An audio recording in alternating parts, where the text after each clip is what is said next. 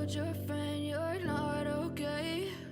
And tell me what's wrong and why you never said you felt that way. And guess you're trying to stay strong and fake a smile until I look away. But I've known you too long, it hurts to watch your blue eyes fade to gray.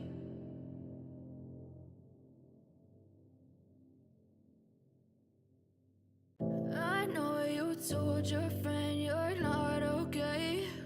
And tell me what's wrong and why you never said you felt that way. And guess you're trying to stay strong and fake a smile until I look away. But I've known you too long, it hurts to watch your blue eyes fade to gray. As you fade away, as you fade away. Yeah, I'm about to fade away, cause every time I wake up I feel like it's Monday. Something's going wrong with all the chemicals up in my brain. All of a sudden I don't look at anything the same way. Gotta build up of my thoughts sitting in an ashtray. I'm sorry that I'm so inconvenient, okay? Just let me be me and I'll stay out of your way. I can see the way you look at me, I'm such a disgrace. I never really asked to be brought into this place. You wanna love me? Well then baby I have a taste. All the highs and the lows, no you'll never be the same. I don't really wanna hurt you but I can't control the pain. If you're sticking by my side maybe we could be okay. Okay, maybe you could be the change I need today. I promise that I've never felt this way. I really hope that you will choose to stay through all the pain. I know you told your friend you're not okay. And tell me what's wrong and why you never said you felt that way. And guess you're trying to stay strong and fake a smile until I look away. But I've known you too long, it hurts to watch your blue eyes fade to gray. As you fade away, as you fade away, as you fade away.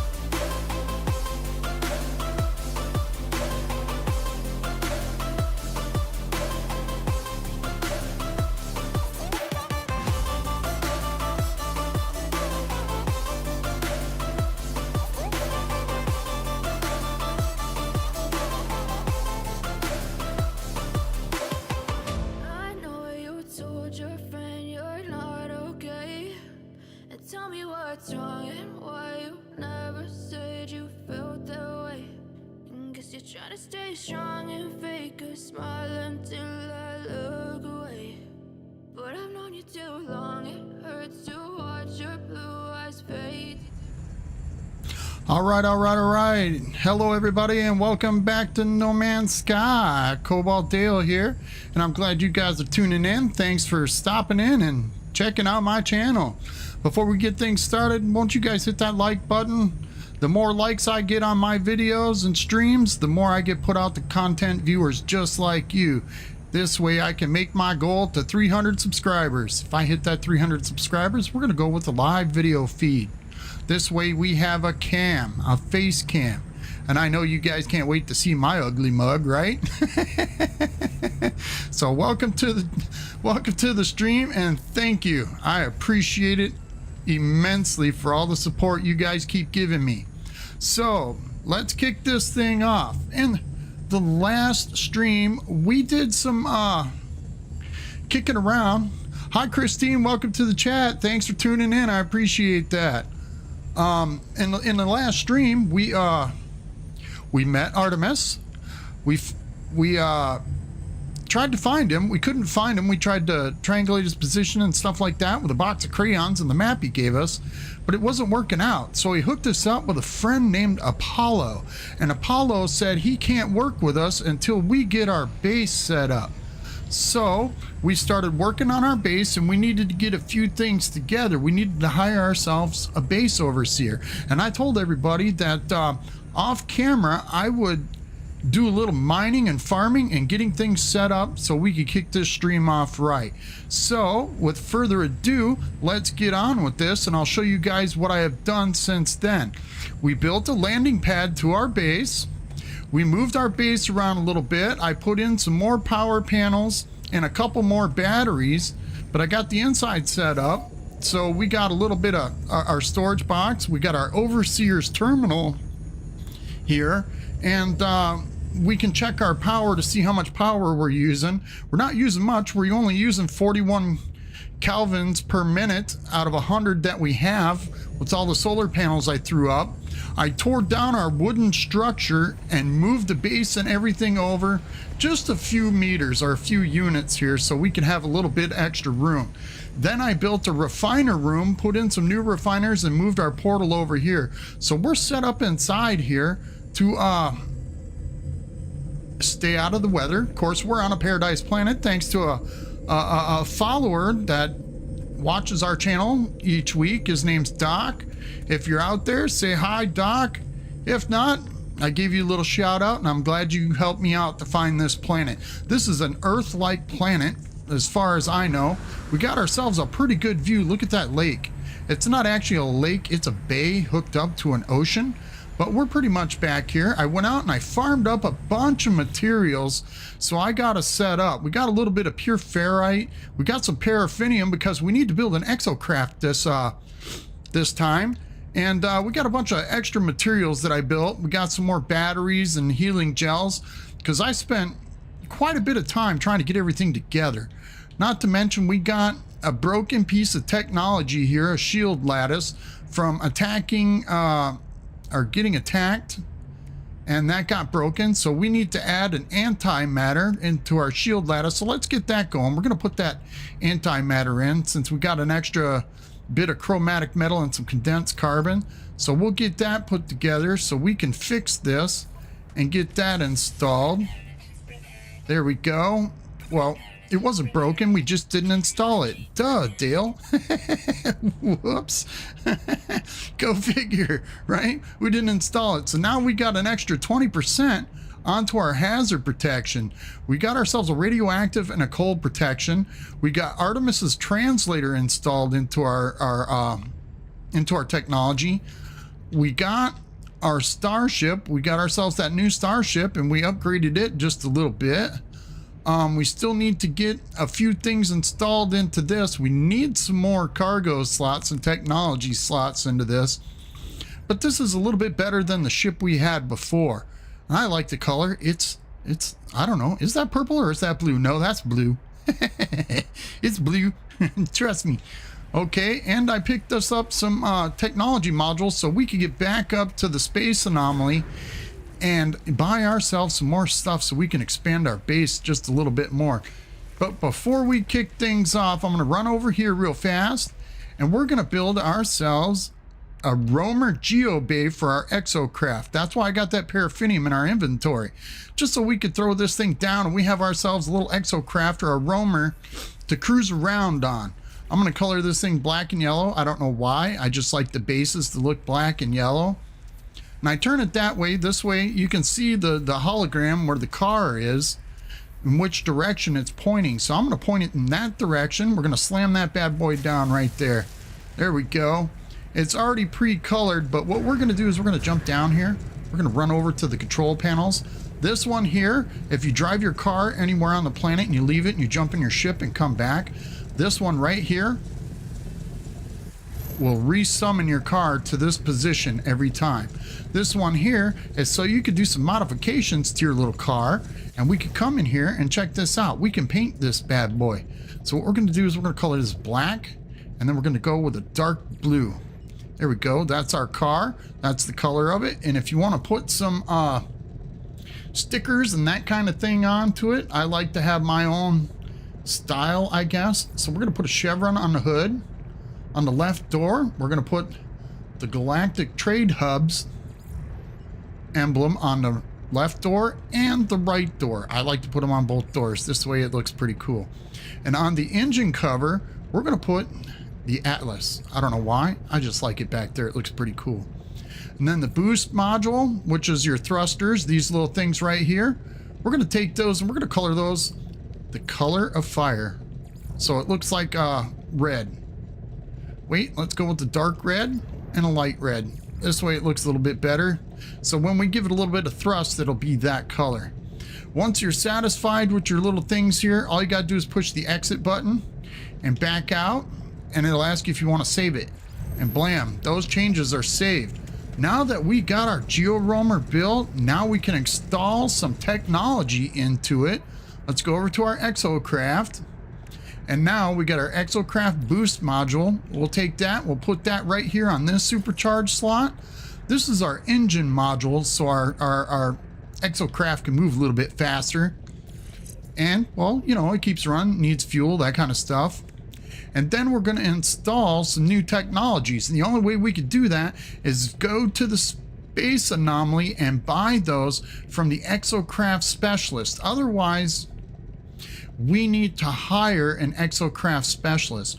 But for now, we got our car set up. We're not going to the space anomaly. We got that thing set up, so it's here anytime we want to use it. And let's see, can we build? No, we cannot. So we need a lot of technology, and we need to get some things done. So our main quest right now, if we go into our log, is expanding our base. So we need to hire a base overseer. And I don't know if you guys have done this yet or not. So we're going to change our quest to the expanding the base. We got a couple little like, what is this? Exterminate creatures. We need to locate creatures on a planet surface and exterminate them. We're going to save that for later, but that's an extra added mission that we can do. It's a quest for the guilds and stuff, but we're going to do our expanding the base, and we're going to go find ourselves a base overseer. And what we need to do is, if you see the icon on the compass, that takes us up to the space station up there in the sky. Oh, look at there. We got a base over there called Dale's Place. So what do we got here? We got a couple bases. So let's go over here to our teleport module. Let's see what we got. So we got ourselves Fungal 1 and Fungal 2. What's going on here? Apparently the game's a little bit bugged out, but we got ourselves a fungal mold base, and that we got set up. Wow, I forgot a bunch of stuff. Dale's Place is on the frozen planet where we first started. We don't need that right now. We got the Cobalt Crib, so we'll end up taking Dale's Place down and destroying it, and we'll keep our base here at the Cobalt Crib. And then we got ourselves Fungal 1 and Fungal 2 base. I'm not quite sure what's going on there. So let's go to the Fungal 1 base, and I'll see you guys there in just a second. Let's go through the portal. I forget this is a live stream. In my recording, I have to say that. I'll see you guys there, so I could cut this stuff out. Sometimes this takes a couple minutes. Sometimes it takes a few seconds to teleport in between bases. So, yeah, I apologize for that if you guys hear that or whatever. What's going on? Welcome to the live stream. Thanks for tuning in. If you guys haven't done it yet, don't forget to hit that like button. And if you want to see more live streams like this, don't forget to subscribe to the channel. Dale can't even take that white. But look at here. We got ourselves a little bit of fungal mold. What's going on? How come we don't have more? We used to have a bunch of bulbs here for fungal mold, but we shoot these things down because we have ourselves the advanced mining laser. This will help us mine those little fungal mold balls. This way we get some runaway mold, and once we get that runaway mold in, look at there, we need to build ourselves a solar panel here to power our portal. We got enough metal plating and some gold in our starship, so we could put a brain fart in progress, please stand by. So we could put ourselves a solar panel in here. Okay, I got it all closed up on this side, but it's still open over here. So what we're going to do is we're going to come in and we're going to throw ourselves a solar panel down here. I'm going to color this red and white. We'll drop that down. There we go. We can build 7 of those, but we only need 1. And then we're going to take this, run a power wire from here to... Oh, hold on. Let's build a battery. Can we build a battery?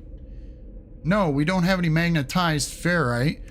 So I guess we're just going to run a power wire from our solar panel to, let's go to the the biofuel reactor. So we need to get some materials together so we could put a battery in here so we can store power so the portal keeps working every time we go here.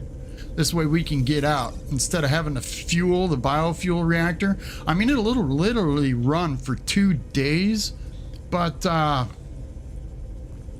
2 days, I don't know. That's just not enough time for me. I would like a forever power source. But we got that runaway mold. I call it fungal mold. I don't know why. I know you guys are probably screaming at me through the screen.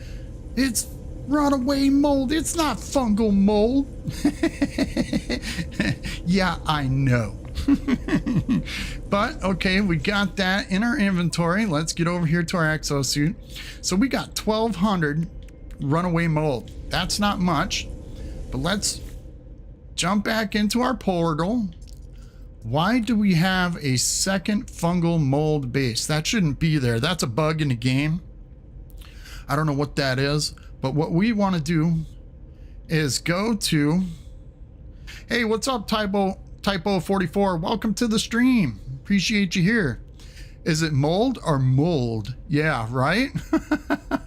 It's runaway mold one way or the other. I'm not quite sure why they name it like that.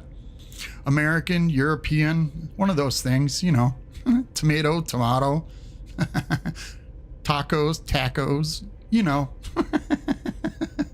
But we're going to head up to this base right here, and we're going to see if we can't get ourselves an overseer. So let's get going, and we'll get back to our regular base once we get that overseer put in.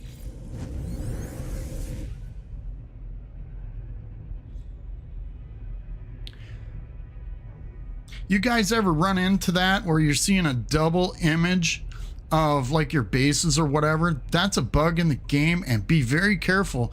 If you choose that second one, you could get stuck in a solar system or a base that's not really there, and you won't be able to get back. So be careful playing with that secondary image or whatever it is. All right, since we made it up here to the space station where we got an overseer coming, we got ourselves 3 million units and about 3,400 nanites. So we got enough nanites to start buying ourselves some technologies and things like that. But let's make sure we get a little bit of extra materials if there's any that we truly do need, which I don't see at this point. The only thing I could say is tritium in our starship, but we don't need that. That's pretty high price for it. So let's see what we got in our inventory that we can sell. We got some Korvax casings, a Viking effigy, and a convergence cube. We can get rid of all those. I'm going to save the convergence cube because I know that's coming up in the future. So we're going to take that and we're going to get rid of the Viking effigies. I know you can use them for your standing at the guilds and the species in that system, but we need the cash. We need the cash just a little bit more than we need anything else. So we're going to take that. We're going to head up here. Don't forget, when you're at the stations, See, we've already talked to these guys. We've already talked to this dude. So we can't collect on another grave site. Where is our overseer? As you can see, the marker's over there. Let's come up in here, see what we could buy for our multi-tool. Since we got a few extra nanites. It's got a neutron cannon in the S-class level. We don't need that. We definitely don't need the blaze javelin. So he really doesn't have anything for us. And we could check our multi-tool real fast, see what kind of tech we got in it. We're actually pretty good on what our multi-tool is. Uh-oh.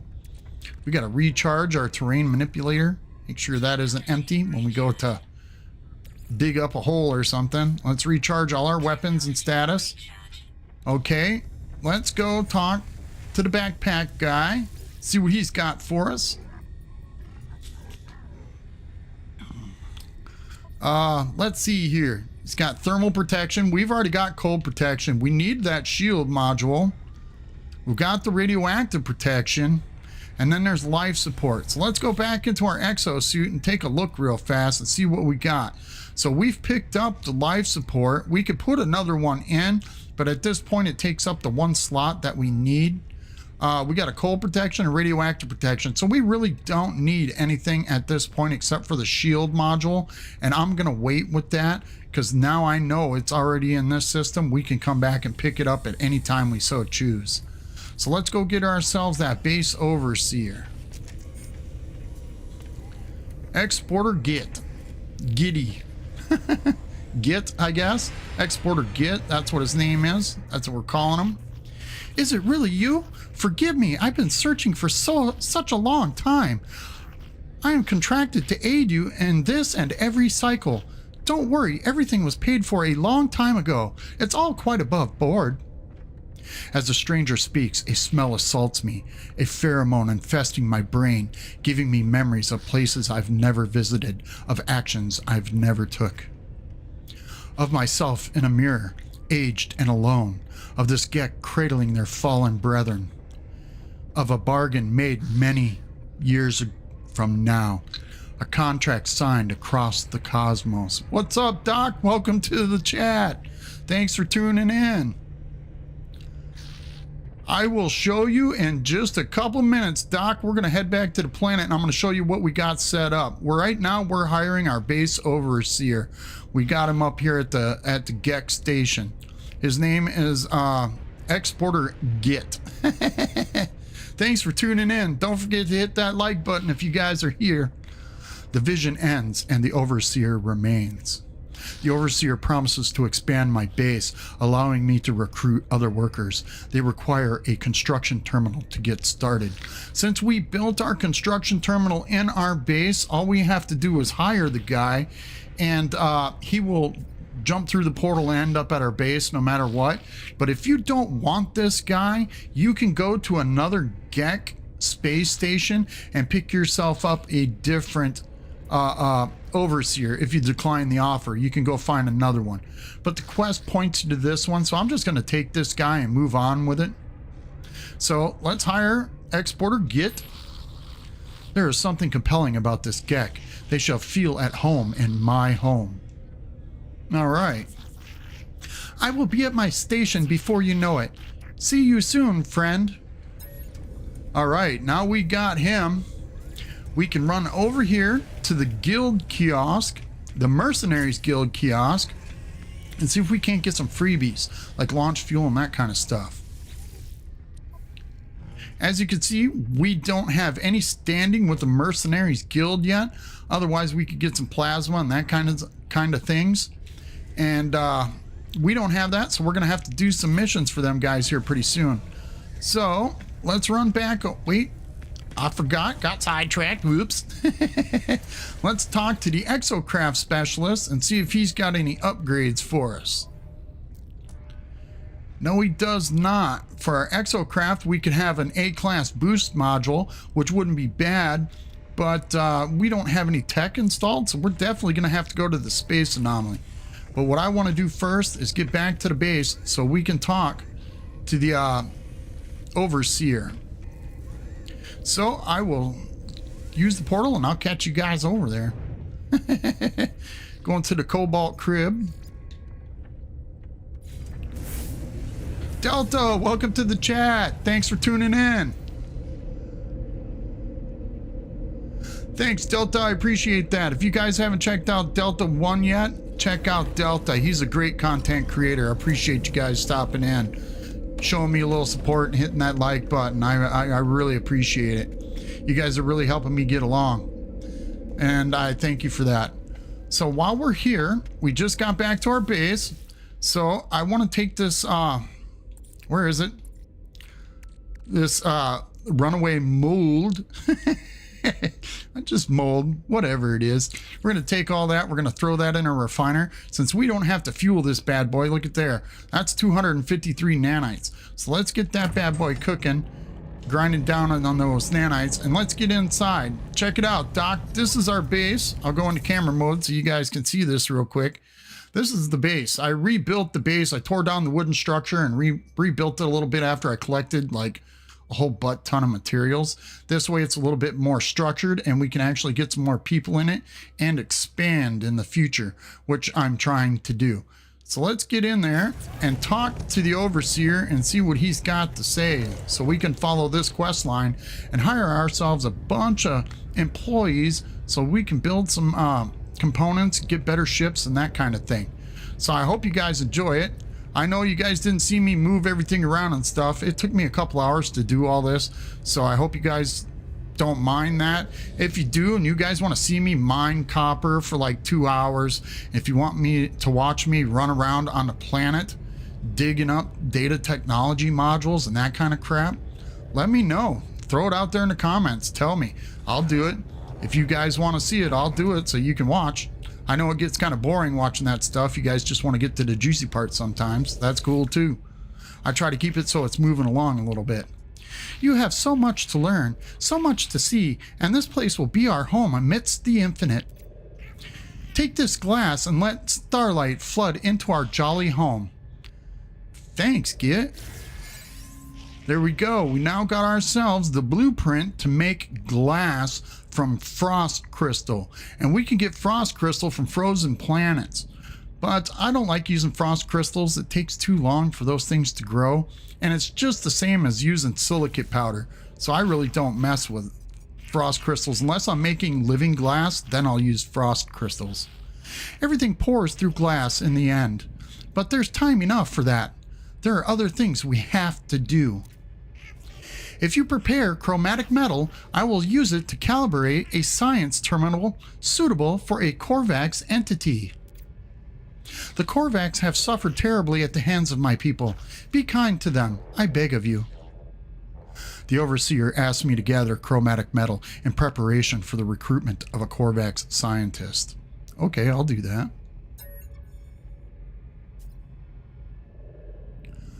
I really haven't checked out the water yet, Doc. We'll check that out later. Just remind me later and we'll jump in the water and see how deep it is. I don't think it's deep enough for an aquatic base, but I'm pretty sure it is. Yeah, it grows pretty quick, but you've got to grow so much of it. You got to have a large growing facility. I usually do the frost crystal later in the game after I got a decent freighter set up, and I have a big grower operation going on the freighter so I can keep that moving with me every time we get back on the freighter. Exporter Git is already making themselves useful. A science terminal, a new Korvax guest, and all for just a handful of chromatic metal. Hey, Jamie Plays, welcome to the chat. Thanks for tuning in. Glad to see you here. Life in No Man's Sky is going good. As long as you guys keep talking away in that chat, I'm happy and I'm doing something right. Because if there ain't nobody in there chatting, I'm probably not doing it right. Okay, let's see. So he wants some chromatic metal. We got ourselves a little bit of chromatic metal. I mined up a butt ton of copper and refined it in the medium refiners with a bunch of pure ferrite. So I want to show you guys this, just so you know how you do this. On my planet, you can see these things, whoops, these things right here are pure ferrite. So I mined up a butt ton of these things all over the planet. They come back after like 72 hours, or if you leave the planet and come back, they'll respawn. So what I do is I come over here to a medium refiner, right?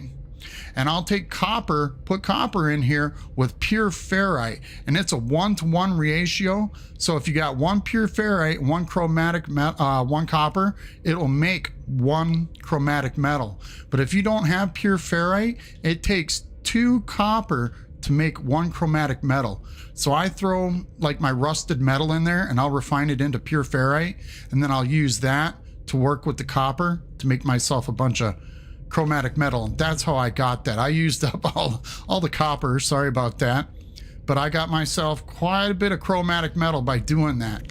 Let's check this. All our nanites from our runaway mold has been recycled into 253 nanites, so that's a little bit of extra loot that we needed. We got our chromatic metals, so let's go back over here. I want to talk to the overseer again, and we're going to get started with this. He's going to give us a science terminal. There you are again, traveler. I am sure you have the required materials this time. The overseer speaks strangely, implying that we have performed this encounter before. I have no memory of such meetings. I ask who paid them for this server's hold on just a second, I gotta flip my tongue over, it's not working right. I ask who paid them for this service they are performing for me. They laugh and claim that my child did many years from now. I do not know what they are talking about. The overseer asks me for the chromatic metal. Here you go, Git. Here's you some chromatic metals. Perfect, friend. I knew you would succeed. Just what I need to finish the science terminal plans. All right, now he gave us the blueprint so we could build ourselves a science terminal in any base that we have. And we can transfer our scientists from one base to the next and whatever terminal we're at, so we could start his missions or quests on any planet that that base is on. So we need magnetized ferrite and chromatic metal. We got some magnetized ferrite. I got that in our storage box, so we weren't carrying it in our inventory. We have littered the universe in our greed, traveler. This planet is no exception, but there is much that can be done with litter. Make your way to an abandoned structure and harvest the data from their terminals. I shall use it to fashion us plans for a storage container. Exporter Git is reflective for a Gek. They almost seem to regret the greed that characterizes their people. They wish to make something new from the remains of the old. Is this just greed in disguise or something else? Whatever the motive, the overseer claims I will find data for a storage container blueprint in a nearby structure. Cool. You won't regret it, friend. I've marked you a site that seems to be ripe for exploitation. Cool. So what we need to do, let's go into our storage box right quick. We got us a bunch of junk in here. I threw it in here. Wait, hold on. We do not have any magnetized ferrite. Are you? Nope, there it is right there. Whew, I was about to freak out. I knew we had some magnetized ferrite because I refined a whole bunch of stuff. Like I said, I spent about 3 hours mining up some stuff. Let's get that scientist station put in here. See, we got our construction terminal. Now we got our science terminal. Let's take that with our chromatic metal and our magnetized ferrite. And you can color this whatever color you want. I'm going to color it teal. How about that? Yeah, it's a teal. Bloop. There it is. Now we can go find ourselves. It says their recruit is outside our local star system. So we have to fly into space and use the galaxy map to go to a Korvac star system. But we're going to wait with that. We're going to hit the save button. Let's take that magnetized ferrite out of our inventory, throw that back in the storage container. We've got our exocraft built, so we can put the paraffinium back in there. That way we got ourselves a little bit of extra room. What we need to do now is go back into the expanding the base quest line. And what we want to do is go to that abandoned building right away for our overseer. So we can get that quest out of the way, and then we'll go get ourselves that Korvac scientist. And let's see what happens once we get that. All right, we got some coordinates. Where is it? Whoa, look out, guys. Jeez, I'm flying here. They gave me a buzz cut. How far is this? 20 seconds? That's not far away. But look at this planet. This is a beautiful planet. I know there's not much water near me per se, but there's a few lakes and things like that. There is an ocean around here in one direction or the other. I can't remember which way it was. It's definitely not this one. There's just a few lakes over here. Let's hit the scan button. Okay, I see it. There's a building up there on top of the hill, but I see a building over here. This is the abandoned building we're coming to. If you guys don't know how to look for an abandoned building, I like to fly in, do a little circle around. But if you look real close down there at the base, there's little like round basketball looking things on the ground there. That tells me it's an abandoned station.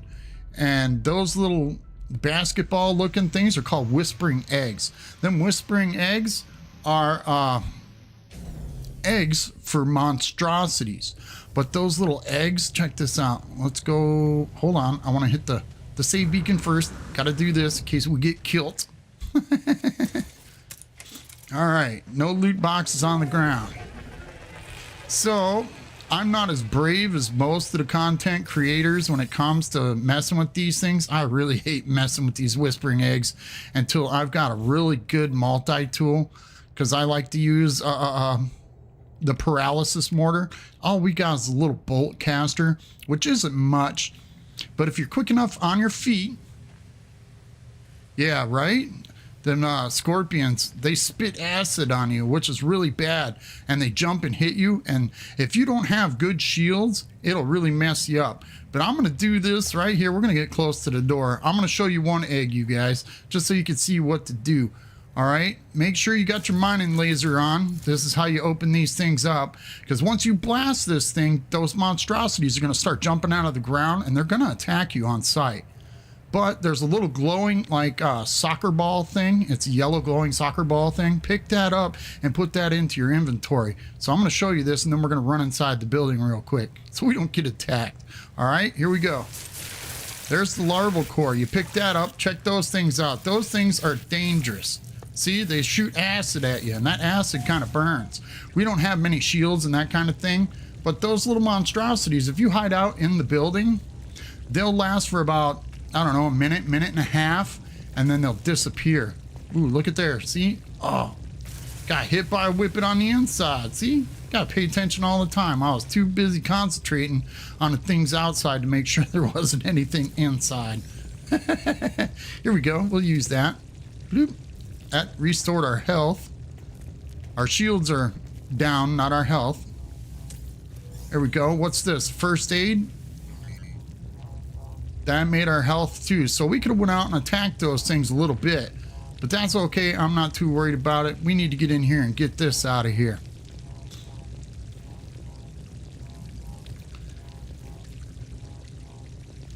Yeah, they'll get you definitely inside your ship too.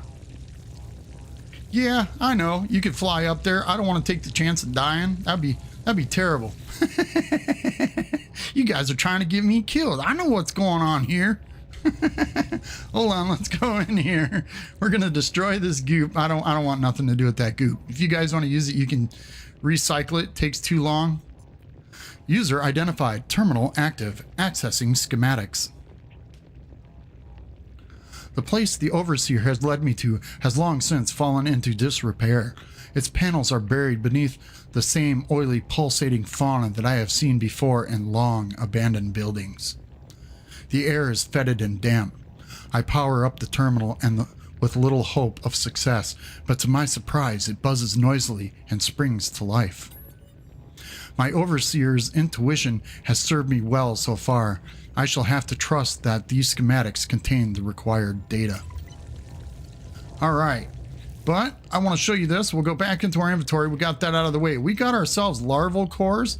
We're going to go into our backpack refiner. I want you guys to see this if you have never seen this before. But those larval cores are nanites. And this is just one larval core. That's 50 nanites. So one larval core, you see the ratio right here, 1 to 50, and the output is 50 nanites. So we'll grind that up. You can use these larval cores to make food with later in the game, so you get like buffs and stuff to your stats. or you can use those for making things for like your frigates, I do believe.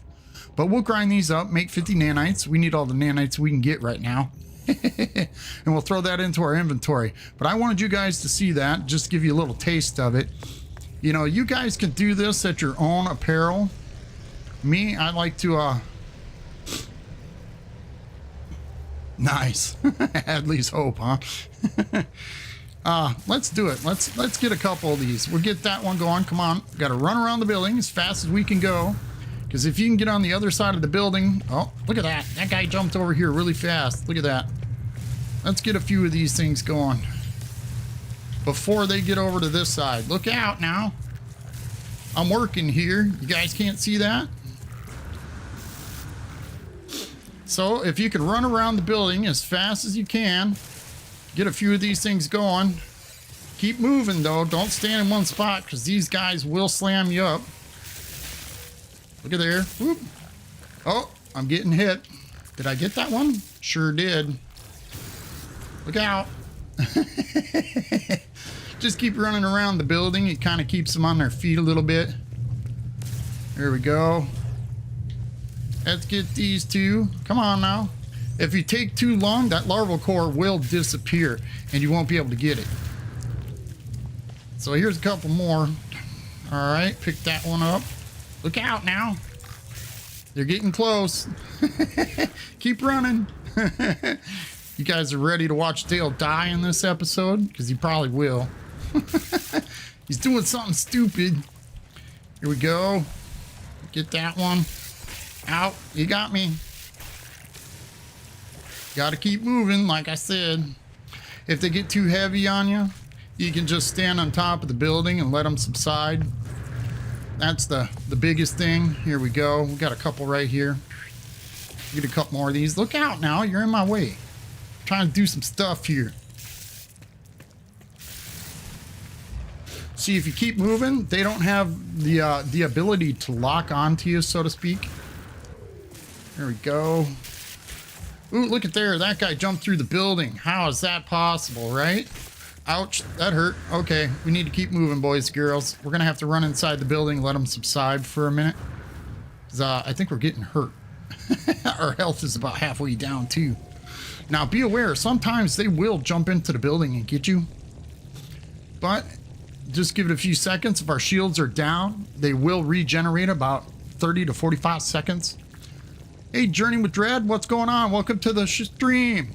If you're new here, don't forget to hit that like button, please. I really need the likes. This way I get put out the more content for more content with you guys. This way, if I hit that 300 subscription mark, if you guys subscribe to the channel, I'll be doing a live face cam. But for now, we're just doing this. We're doing live streams every Tuesday, Central Standard Time at 6:30 p.m. So if you guys want to tune back in and see the epic fails of Cobalt Dale, you guys are welcome to it. See that? The swarm is subsiding. So we can come back outside. We got one egg left here. And let's go around the building and see what we got left. We don't have any here. I think we picked up all the ones that were on this side, right?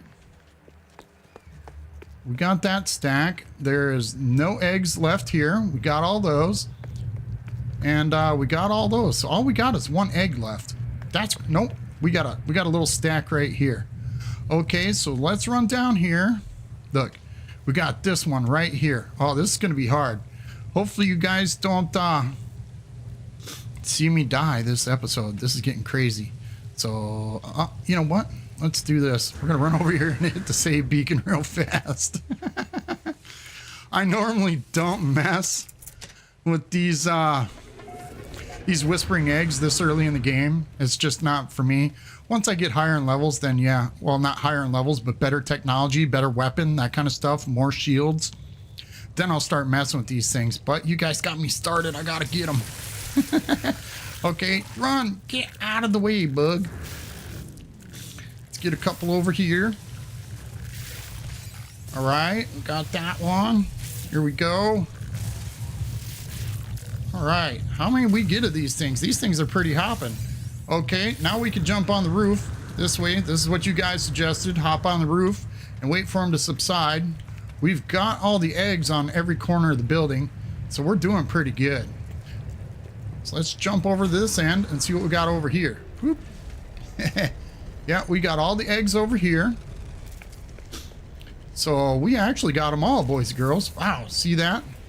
We got hit by a plant inside this room on the inside of the building, standing on top. How is that possible? Does that happen to you guys? What's up, Dread? Welcome to the stream. Thanks for tuning in. I appreciate it.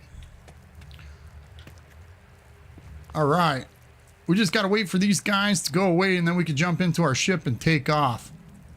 I mean, we could jump into our ship now and take off, but I like to let them subside a little bit. There they go. See? After about 35, 40 seconds or so, they just dig back into the ground. They're no longer worried about you, I guess, is the point. But let's see what we got for eggs. Look at there. We got 10, 20, 25. We had 26. So that's a pretty good haul for this abandoned building. Yeah, thanks. I'm here every Tuesday evening, Central Standard Time, 6:30 p.m. So I'm glad you guys are here. So let's go into our backpack refiner since all the monstrosities are gone. Let's check out how many a stack of 10 gives you for nanites. Look at that. 10 larval cores gives you 500 nanites. This is a pretty quick way to get you nanites if you find abandoned buildings. I could show you a different way to get those without getting attacked.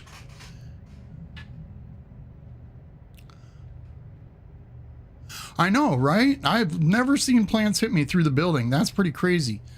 But this is a quick way to get nanites. And these nanites add up pretty quick. I could show you a different way of building a base and building walls up around the little egg sacs. And the monstrosities can't get you while you're inside your base.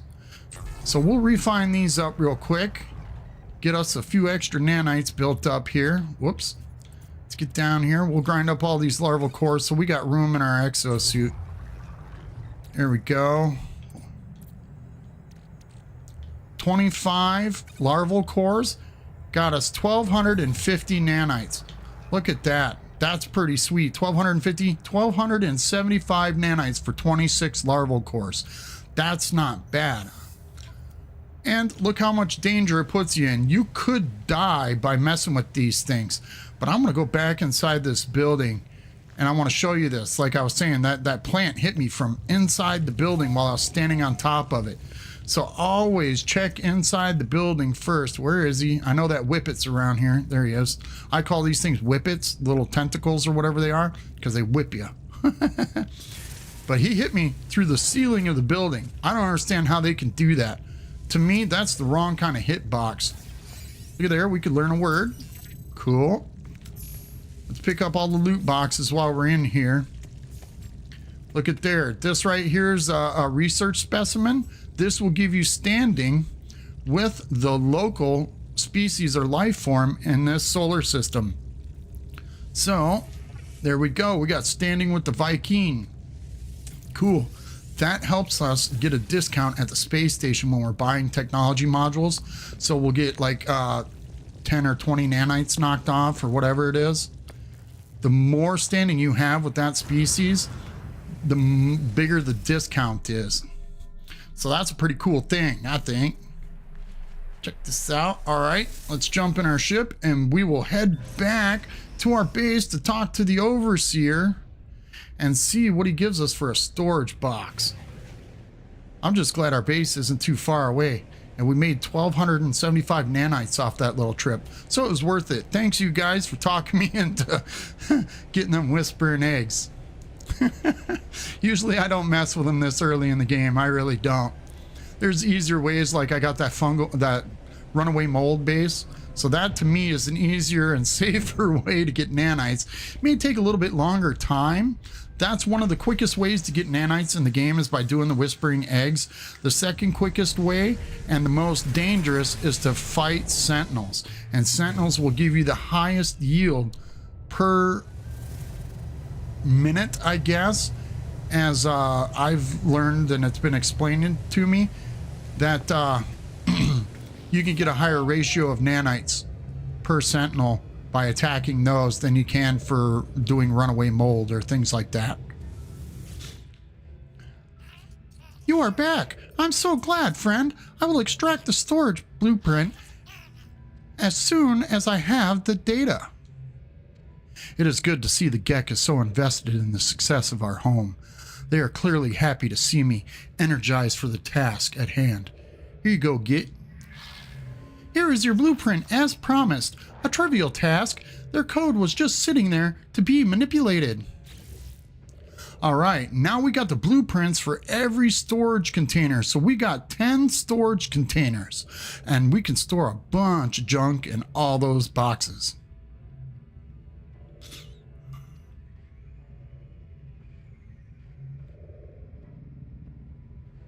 Yeah, I could build on top of that mesa if I wanted to. Those pillars, I just call them pillars. But yeah, you could build your base up there, and then you can get yourself a little teleport pad. You could teleport down below the water, that kind of thing. I do that stuff all the time. Even on my main save, I was showing my wifey that you could build a teleport pad down into one of those diving bells when you do the Dreams of the Deep quest line, which is later in the game. I will be doing every quest line in the game, so this way we can get to the autophage at the end of this quest line, the Artemis quest line. So I'll be doing everything. If you guys want to tune back in, I'll go through with detail and show you guys how to do these things. Now then, do you think, friend, that we should put that science terminal to use? Fill our home with the clicks and lights of the Korvax? It would be so lovely. The Overseer feels the base would benefit from a Korvax scientist. They would like to see good use made of the blueprint they worked so hard on. Excuse me, had to get a drink. I'm so glad we had this chat, friend. So Exporter Git wants us to go get ourselves our Korvax scientists so we can start learning some new blueprints.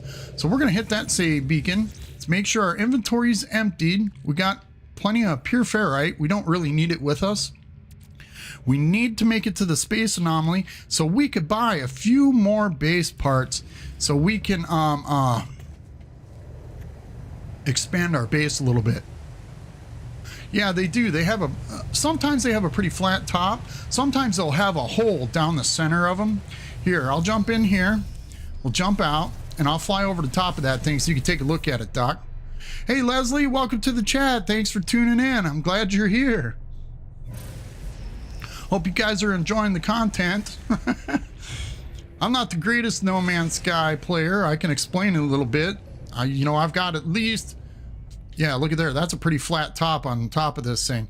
But yeah, you could build yourself a base up on top of this thing, and you could go down into the water with a teleport pad. We'll be buying that up at the space anomaly later, once we get enough base parts together. But yeah, this water is pretty deep. You can see that. Hit the scan. This right here is pretty shallow. I know we got an ocean around here somewhere. I could see the bottom just by flying around. So that's maybe 10, 12 units in the water, maybe 20 at tops in the deep spots right here. Yeah. So let's fly up into space. We're going to hit the space station, or the galaxy map, I should say.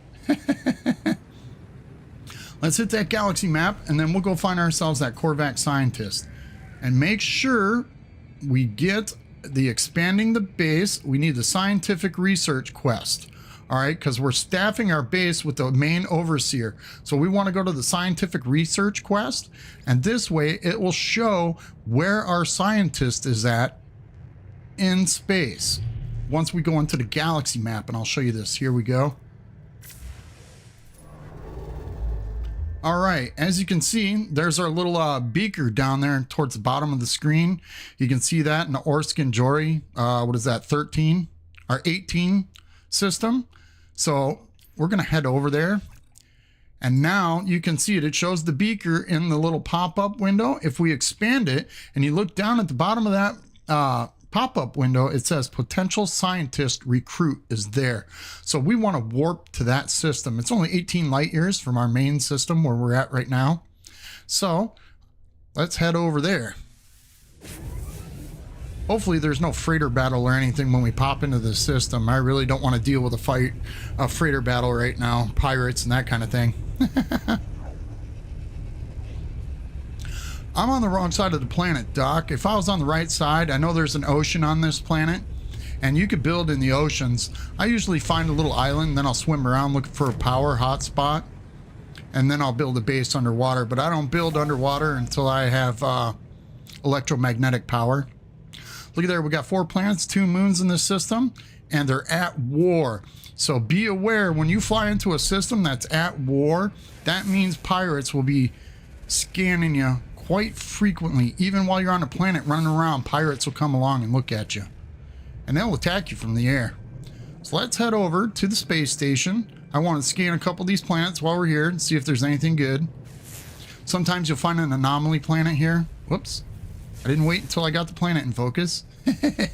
Icebound planet, yeah. One more time, come on. That's a bleak moon. All right.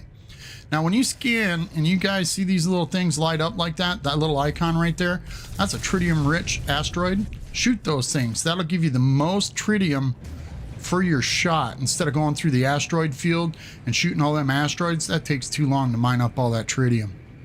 But we'll get in here. We'll get our Korvax scientist. This is a new system that we're going to, so don't forget, we got to get that exosuit backpack upgrade. We're going to do some more technology slots. And let's see what kind of other technology they got here. If you guys got any questions or any comments, you know, let me know in the chat there. And if you want to see something, or you guys got an idea or something that I need to check out, let me know. I'll take a look at it, see what we got to do. You guys might do something different that I do. I'm guessing that's why you tuned in, to see if I'm doing something different that you guys don't do. I like to learn. That's the whole part of this community with No Man's Sky. This is one of the greatest gaming communities I could ever be a part of, is No Man's Sky Gaming, because everybody here helps everybody. There's really no toxic players in No Man's Sky. The ones that were there really haven't been around. Professor Cynical, if you guys have ever seen that content creator, he likes to take care of bullies in No Man's Sky, him and his friends. He's got a few friends, and they all like to get rid of the bullies in No Man's Sky, so we don't have that kind of toxic atmosphere here. So if you guys want to learn something, or if you got something to teach me, let me know in the comments. I'll check it out. Let's pick up this volatile action to killing the 13 creatures. This way we can get another Korvax mission that gives us an exosuit upgrade chart, so we can expand our backpack a little bit. I like picking up all these charts, saving them till we get a bunch of them, and then I just do a whole bunch of them. And I'll do that kind of stuff off screen. This way, you know, I can go around and expand our backpack a little bit, and you guys don't have to watch me fly around doing drop pods all day. Locate a missing person. None of these. I like doing the kill the creatures ones, because you can do that on any planet in any solar system. This way you don't have to waste your time so much. And they stack. That's the biggest thing about it. They stack a little bit. Let's go over here. Let's talk to the locals. We've got to learn the words. Each life, or each species, I should say, each life form, the Korvax, the Viking, and the Gek. I keep forgetting about the little Gek. Everybody likes the Gek. I'm not much of a Gek person myself. So whatever words you learn from the species, you don't have to choose friendship, mystery, or Korvax like this. Here, we'll just go through this. I want to show you guys this. So they got aggression, travel, mystery, whatever. It doesn't matter which one you pick. It just randomly generates a word from their language and gives it to you. Because, look, I'll do the aggression one. We'll come in to our catalog and discoveries, right? Collected knowledge, I believe it is. Look at the Korvax. Language records. See, they don't tell you in the encyclopedia or whatever of words. It just gives you the word. So it just randomly picks one. So I just choose the first one. It doesn't matter. You can go through it, and you got a couple page. Whoops, what did I do? Dagnabbit, I hit that wrong button. Deal with his big Wreck-It Ralph hands. Language records. Okay, so you can go through, and they've got page after page of words to learn. So I just collect whatever words there is, and that's for each species. The Korvax, the Viking, You know, you could learn all these words in here. When I first started playing this game, they didn't have this, so you could find out how many words are in there to learn. But look, the Viking have got so many words. Where is it? Let's back out. This right here, the journey milestones. When you click on this, this gives you like the Korvax. It shows you, where is it? You're standing with that species. It tells you the systems that you visited. The more star systems you visited that species, the more standing you gain with them as well. Your missions completed with them, it tells you that here. There's 10 levels to each one of these for the most part. Nanite clusters, and look, words learned, 9 of 10 words learned for the beginner level. We can pin that as a quest in our thing, and that'll allow us to gain levels or words or whatever for that species. We could do it with the standing with the Korvax, that kind of thing too. I mean, you can do that with the Viking. You could do that with the Gek. I mean, you could even do it with the Merchants Guild, and you could gain money and all that stuff. The more standing you get with the Merchants Guild, the more free merchandise and cheaper discounts you get at the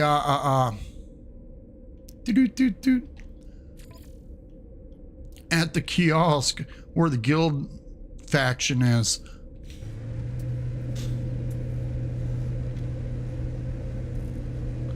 Yeah, I like wasting my time in No Man's Sky too, right? So up here at the guild kiosk or the guild desk, whatever, this is a merchant's guild here. So in this region of space, all the guild things are going to be merchants. Here, we'll come in here and see what kind of standing we got with the merchants so I could show you. We haven't got any standing with these guys yet, but we can get up to, if we get a high enough standing with them, we get cargo bulkheads for our freighter. So we get that stuff for free. We even get circuit boards at a discount price. A circuit board costs 1.8 million units. Fusion accelerants, that's not a bad price, but that's a little bit below market value. We get radon at a 60% discount. Warp hypercores we get for free. We can even donate to these guys through our starship, our freighter, all that stuff. But that's not why we're here. Let's go into our log and let's get ourselves a scientist. But I want to get the exosuit backpack upgrade and that kind of thing. Sorry, I got a little distracted trying to show you guys little things that are in our catalog to help us get along. So let's pick up our exosuit upgrade. We're going to throw that into our technology up here. Look at that. How much does that cost? 30,000 units. Good thing we got a little bit of money. Yeah, I've played as an outlaw where you attack all the freighters and everything like that and dealing with black market goods, but be aware your standing will drop with those other species and eventually they won't sell to you or give you anything in the space stations too. So they've really made changes in the game. So be aware of that. When your standing goes down, that's why like the Viking effigies and the Korvax convergence cubes, those things come in handy to rebuild your status with that species. I want to go over here. I want to check out the multi-tool cabinets. See if we can find ourselves a better multi-tool. I do like the alien blaster, thanks to Doc that he helped us find that. All right, Journey with Dread. All right, Dread, thanks for tuning in. Don't forget to hit that like button and don't forget to subscribe to the channel if you haven't. The more subscriptions I get, the sooner I'll get that face cam going so you guys can see who I am and we can get some better streams going. Yeah, you could still trade in the pirate space stations, Doc, anytime. That'll be the only space stations that you could actually do some trading in, even with a bad reputation.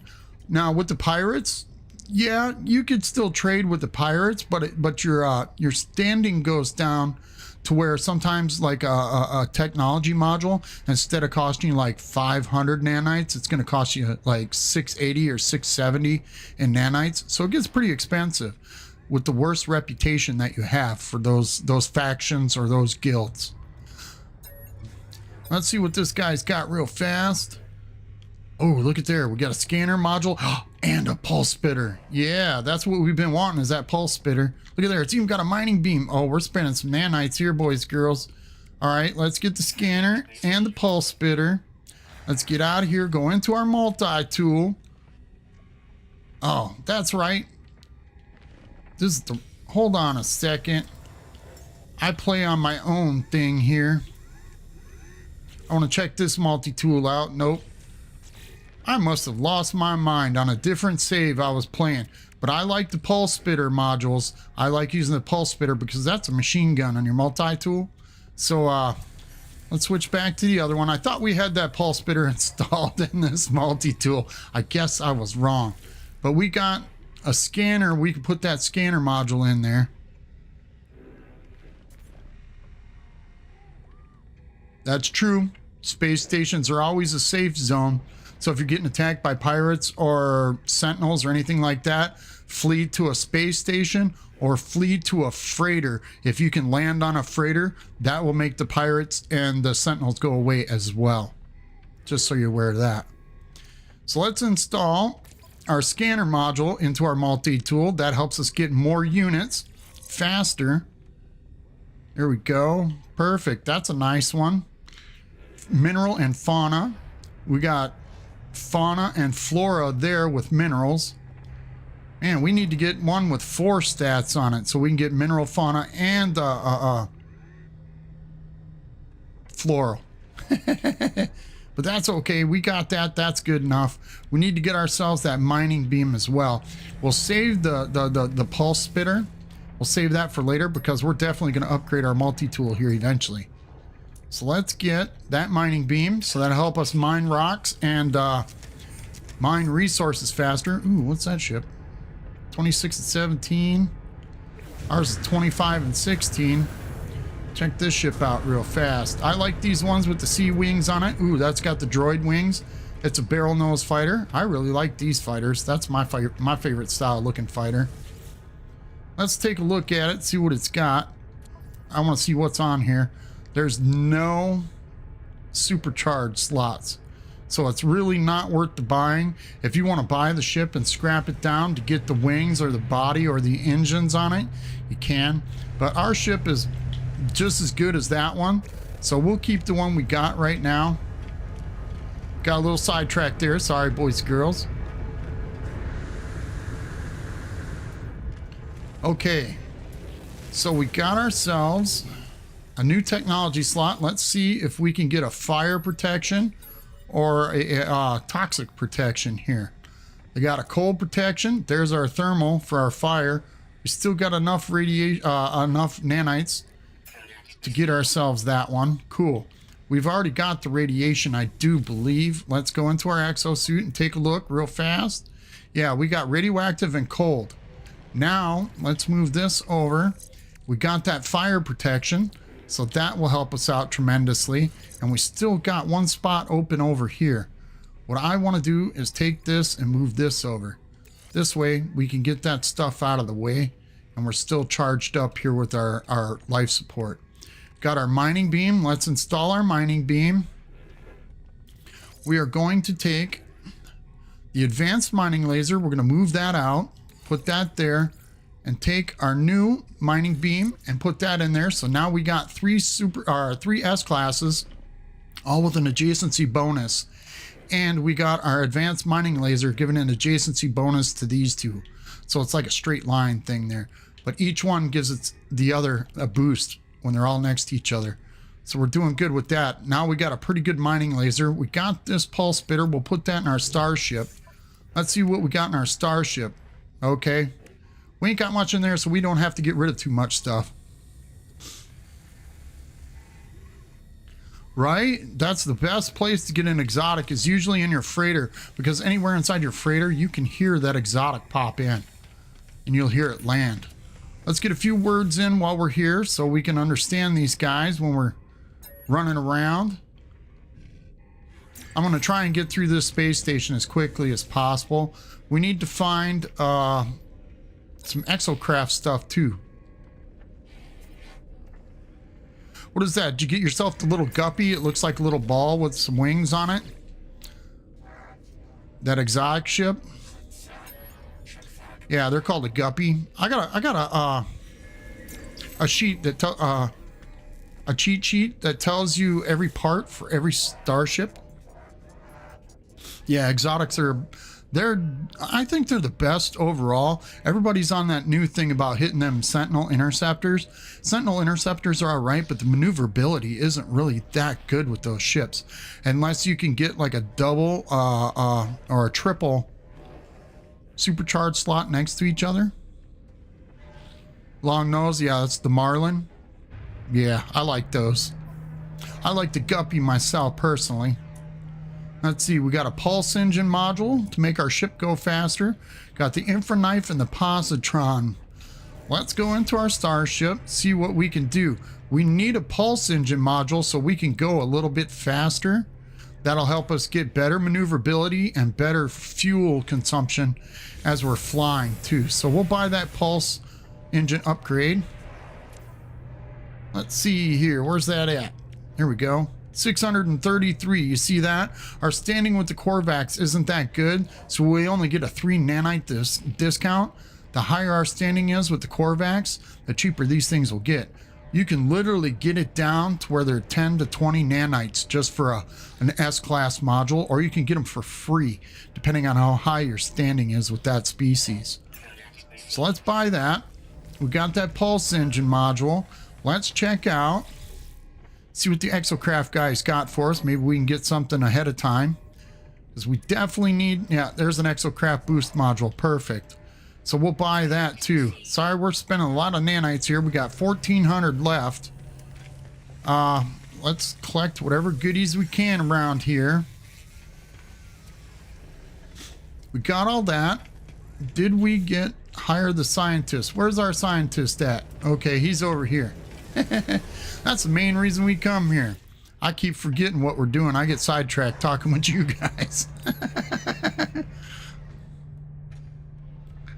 Yeah, hopefully around the 1st of June is when our next update's going to come out, our expedition. Everybody's doing all this speculation. If you guys watch Captain Steve, he does the best speculations on what things are going to happen and when they're coming out when it comes to the updates. But if anybody ever pays attention to Professor Cynical, he's usually more right than anybody else. Okay, let's talk to Operator Entity Vic. Unknown life form. I passed my test. Woohoo! I am free to explore, free to pursue my passion for structural analyses. Do you have a base? A science terminal. Think of all that might be done. The Korvax is happy, overjoyed to see me. They seem to have just completed some rite of passage for their species, necessitating them to go out into the universe and pursue their interests. The scientist offers to join my base if I provide them with a science terminal. Yeah, I got one. We're going to hire you. Woohoo! Thank you for not... Think not of payment. Scanning you while you sleep will be reward enough. Dude's gonna be watching me while I sleep. That's a little bit creepy. He's gonna be scanning me while I'm sleeping. I don't like that. All right, now we got ourselves a scientist. We can take... He's gonna take the portal back to our base, so he'll be there by the time we get there. So let's get a couple more words learned here, because the more words we learn, we should be getting the achievement for learning a lot of words. Okay, I just want to make sure we covered all the life forms here. Got that one. Did we get this guy? Look at there. What did we learn? We recognize we met 30 aliens. So that's an achievement we can get at the space anomaly to get some more nanites. All right, I think there's like 4 or 5 more aliens here at this space station where we can get a couple more words. I'm going to try and get them all as fast as possible here. I think I visited them all. Nope, missed this guy. So we're going to blow through this real quick. If you guys want me to slow down and you want to read all that stuff, just let me know. Did they? I haven't watched the challenge. I wanted a few more episodes to happen before they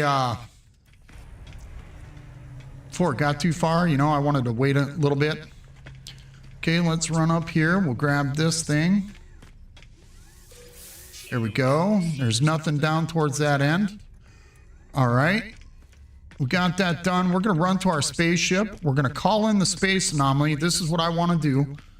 We're going to go to our ship. We're going to call in the space anomaly, and we're going to get some new base parts and pick up a few more nanites. This way, when we go back to our base and jump in, jump out, don't forget to make that save. This way we can expand our base and get a few more employees put up in there. And we have some extra stuff to build, like windows and things like that, into our new base. So let's call in the space anomaly. Bloop.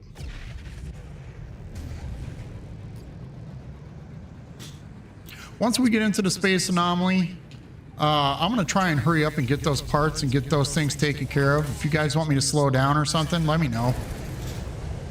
I'm trying to blow through this so we can get all the employee quests for our base out of the way so we can get back onto the main quest line.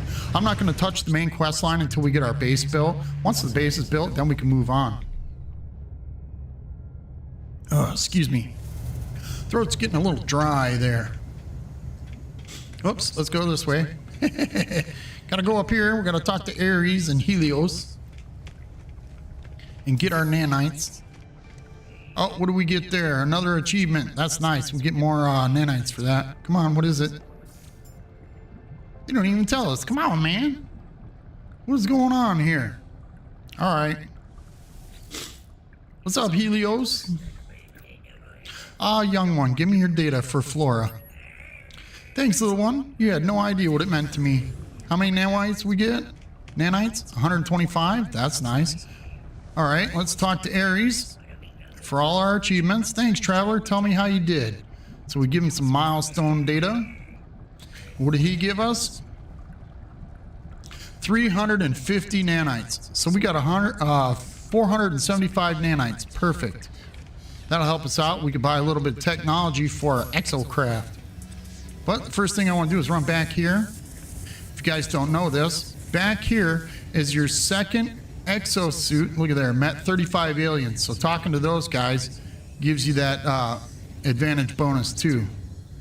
So if you didn't know that, back here in the back of all these merchants and retailers, there is your second exosuit backpack upgrade station in the solar system. So you can put it into your backpack or your technology. I want more in technology because we need to expand that pretty quick. Excuse me. A little bit of dinner there. I'm pretty full. My wife fed me good.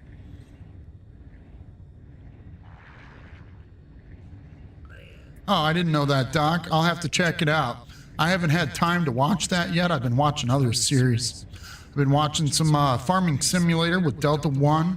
I've been watching Ognum Games. If you guys haven't caught that content creator, he's a new, fresh content creator too. He's pretty good. He's doing a full playthrough right now. All right. We don't need anything for our exosuit right now. We need to get some base parts. Okay, you guys, I gotta stay focused here. We're gonna get the hollow door so we can put that on our base. We're gonna get the straight core door. There we go. We're gonna get the square room. How many do we have? We got 88 left. So let's get a foundation so we can put that on our base. I want the cylindrical room frame. This helps you get your base up off the ground. This way the dirt doesn't reform in your base after 72 hours. And then we're gonna get the L-shaped corridors, the X-shaped, and the T-shaped. This way we've got all the hallways for our base. Now I'm gonna get the glass versions too. And then we're gonna go into the windows section and we're gonna get the large windows, the large glass windows, because I like to put windows in my cylindrical rooms and square rooms. It helps out. Now I don't use these curved corridors too much. I don't use them for some reason. I have no idea why. But we got that. That's all caught up. Now what I want to do is come here to the cuboid rooms. And I use these cuboid rooms to attach to my prefab cylindrical rooms. We'll get that glass cuboid. That's a nice glass windowed room. We're gonna get the cuboid standing struts. We're gonna get these things here. We're gonna pick up most of this cuboid room building stuff because I like building with these. They're attachments for all of this stuff. You can attach like your glass roofed hallways to these glass cuboid rooms or cuboid rooms. You can attach those, and then you can attach these frames. I like using these cuboid rooms for making mining outposts and that kind of thing. So we're gonna get this stuff out of the way, get our little corner parts. There we go. What do we got? We got 38 left. There we go. I want to buy up all these little parts. I don't need the ladder per se, but we'll buy it anyways. There we go. Now this is for the biodome. We're gonna need that eventually when we hire ourselves a farmer for our base. So I'm gonna buy that too. That's pretty expensive. Now we got 21 technology data left. Now you guys can spend it on anything you so choose. I just like to go through and pick up certain things. There we go. There's our teleport module that I was telling you about, Doc, that you use when you build your base up on top of the pillar. And you put one of these inside your base, and then you can put one down underneath the water, and they can only go, what is it, 150 or 200 units apart. So that's all the distance they'll travel. But there's a way you can glitch two teleporters on top of each other. So when you teleport from one teleporter, you hit that one and then it teleports you to a third one farther out, kind of thing. But I want to buy this in case we build up with our base, which I'm planning on doing. There we go. We got that. Now you can buy more exocraft. I'm not going to do that. I want to scroll through here real fast. Where is it? Most of this technology, except for like these mining, your mineral extractors, your gas extractors, that kind of stuff, you won't get that from like your scientists and things like that. So we're going to save what data modules we have now, or the technology data modules, because we only got what? Let's see how many we got left. We got 10 left. Our salvage data. We're going to save those for later. But I want to talk to this guy real fast. This is our exocraft specialist. I want to buy the cannon, or the mining laser. And I want to buy exocraft boost module. Whoops. They used to, back when this, before 2 updates ago, you didn't have to, you could buy as many things as you wanted in the list or in the tree, and you never got popped out. But for some reason, after you buy 1 or 2 modules, you have to go back into it. I wish they would fix that, but I don't think they're going to. Here, if we get storm crystals, we can have a recharge fuel for our exocraft. I want the scanners. Come on now. How many nanites do we have left? We got 1,249 nanites left. Let's, wait a second. Let's go to the multi-tool merchant. Got to do this. I want to get the pulse spitter. This way we can upgrade our multi-tool. And then I want the other part that goes with it. There's 4 parts. Because the pulse spitter is about the best you can get when it comes to a multi-tool. That's my opinion. Some people like the scatter blaster. Some like the bolt caster. I like the pulse spitter because it's like a machine gun. It shoots a lot of bullets all at once. Let's see. Now we can put our pulse spitter in. One more time, I'm going to come into this guy. Come on. We got the waveform recycler. We can buy that, but I want to hold off on that because I believe we get this technology given to us from like the scientists and the employees. I want to come in here and I want to look at buying parts from this guy so we can make our own. This resonator, this magnetic resonator, I want that. And let's get ourselves the Atlas Pass so we can open up all them barrels when we land at beacons and bases and stuff. We just need to pick up some copper. Now the solar mirrors, you can get those. Those will help you, but you can buy those from your miner settlements, that kind of stuff.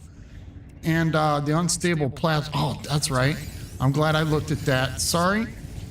Excuse me for just a second. We're going back over here because I don't want the plasma launcher.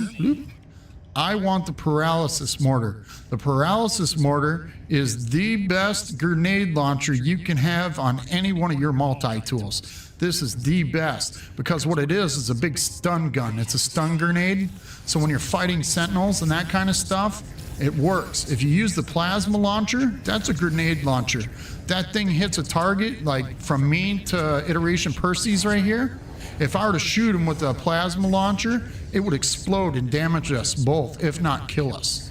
So I don't get that. I get the paralysis mortar. I won't get stunned, but he will. And that saves us from damage. This way it gives you a little time to reload your weapon or to shoot them or kill them, that kind of thing, destroy the sentinels or whatever creatures attacking you, like those monstrosities. You can hit them with the stun, paralysis mortar, and it'll stun them so you can kill them. But it's pointless to kill them things because they just respawn. There's more that respawn. Jump in, jump out. Let's get back into our ship, and now we're going to head back to our base. What we're going to do is fly to the space station, and we'll use the portal there to get back to our home base. There we go. We don't need anything else from this system per se right yet. So we'll kind of skip around. We're going to jump back to our base. That's the main place we want to go right now, is get to that. And we can get the rest of our base built and get our employees hired. I want to try and get through these because in my survival play series, I'm pretty much doing the same point right now, doing all the employees and stuff. If you guys haven't checked out my series, my survival play series, don't forget to check that out. Check out my my channel. I've got a couple playthrough series already recorded. I think my last one's my best one. Of course, you know, everything I do is getting better. Hope you guys are checking those things out. But if not, if you don't want to watch those, if you ain't got time, you can always catch me live right here. Tuesday evenings, Central Standard Time at 6:30. Whoops. And hopefully here soon enough, I got enough people watching or whatever, I'll start doing more streams during the week. If you guys want me to do another live stream during the week, just give a call out in the chat there and let me know. I'm planning on doing an extra day a week. I'm just not sure what day to do. So if you guys got any suggestions, let me know. I'll do it.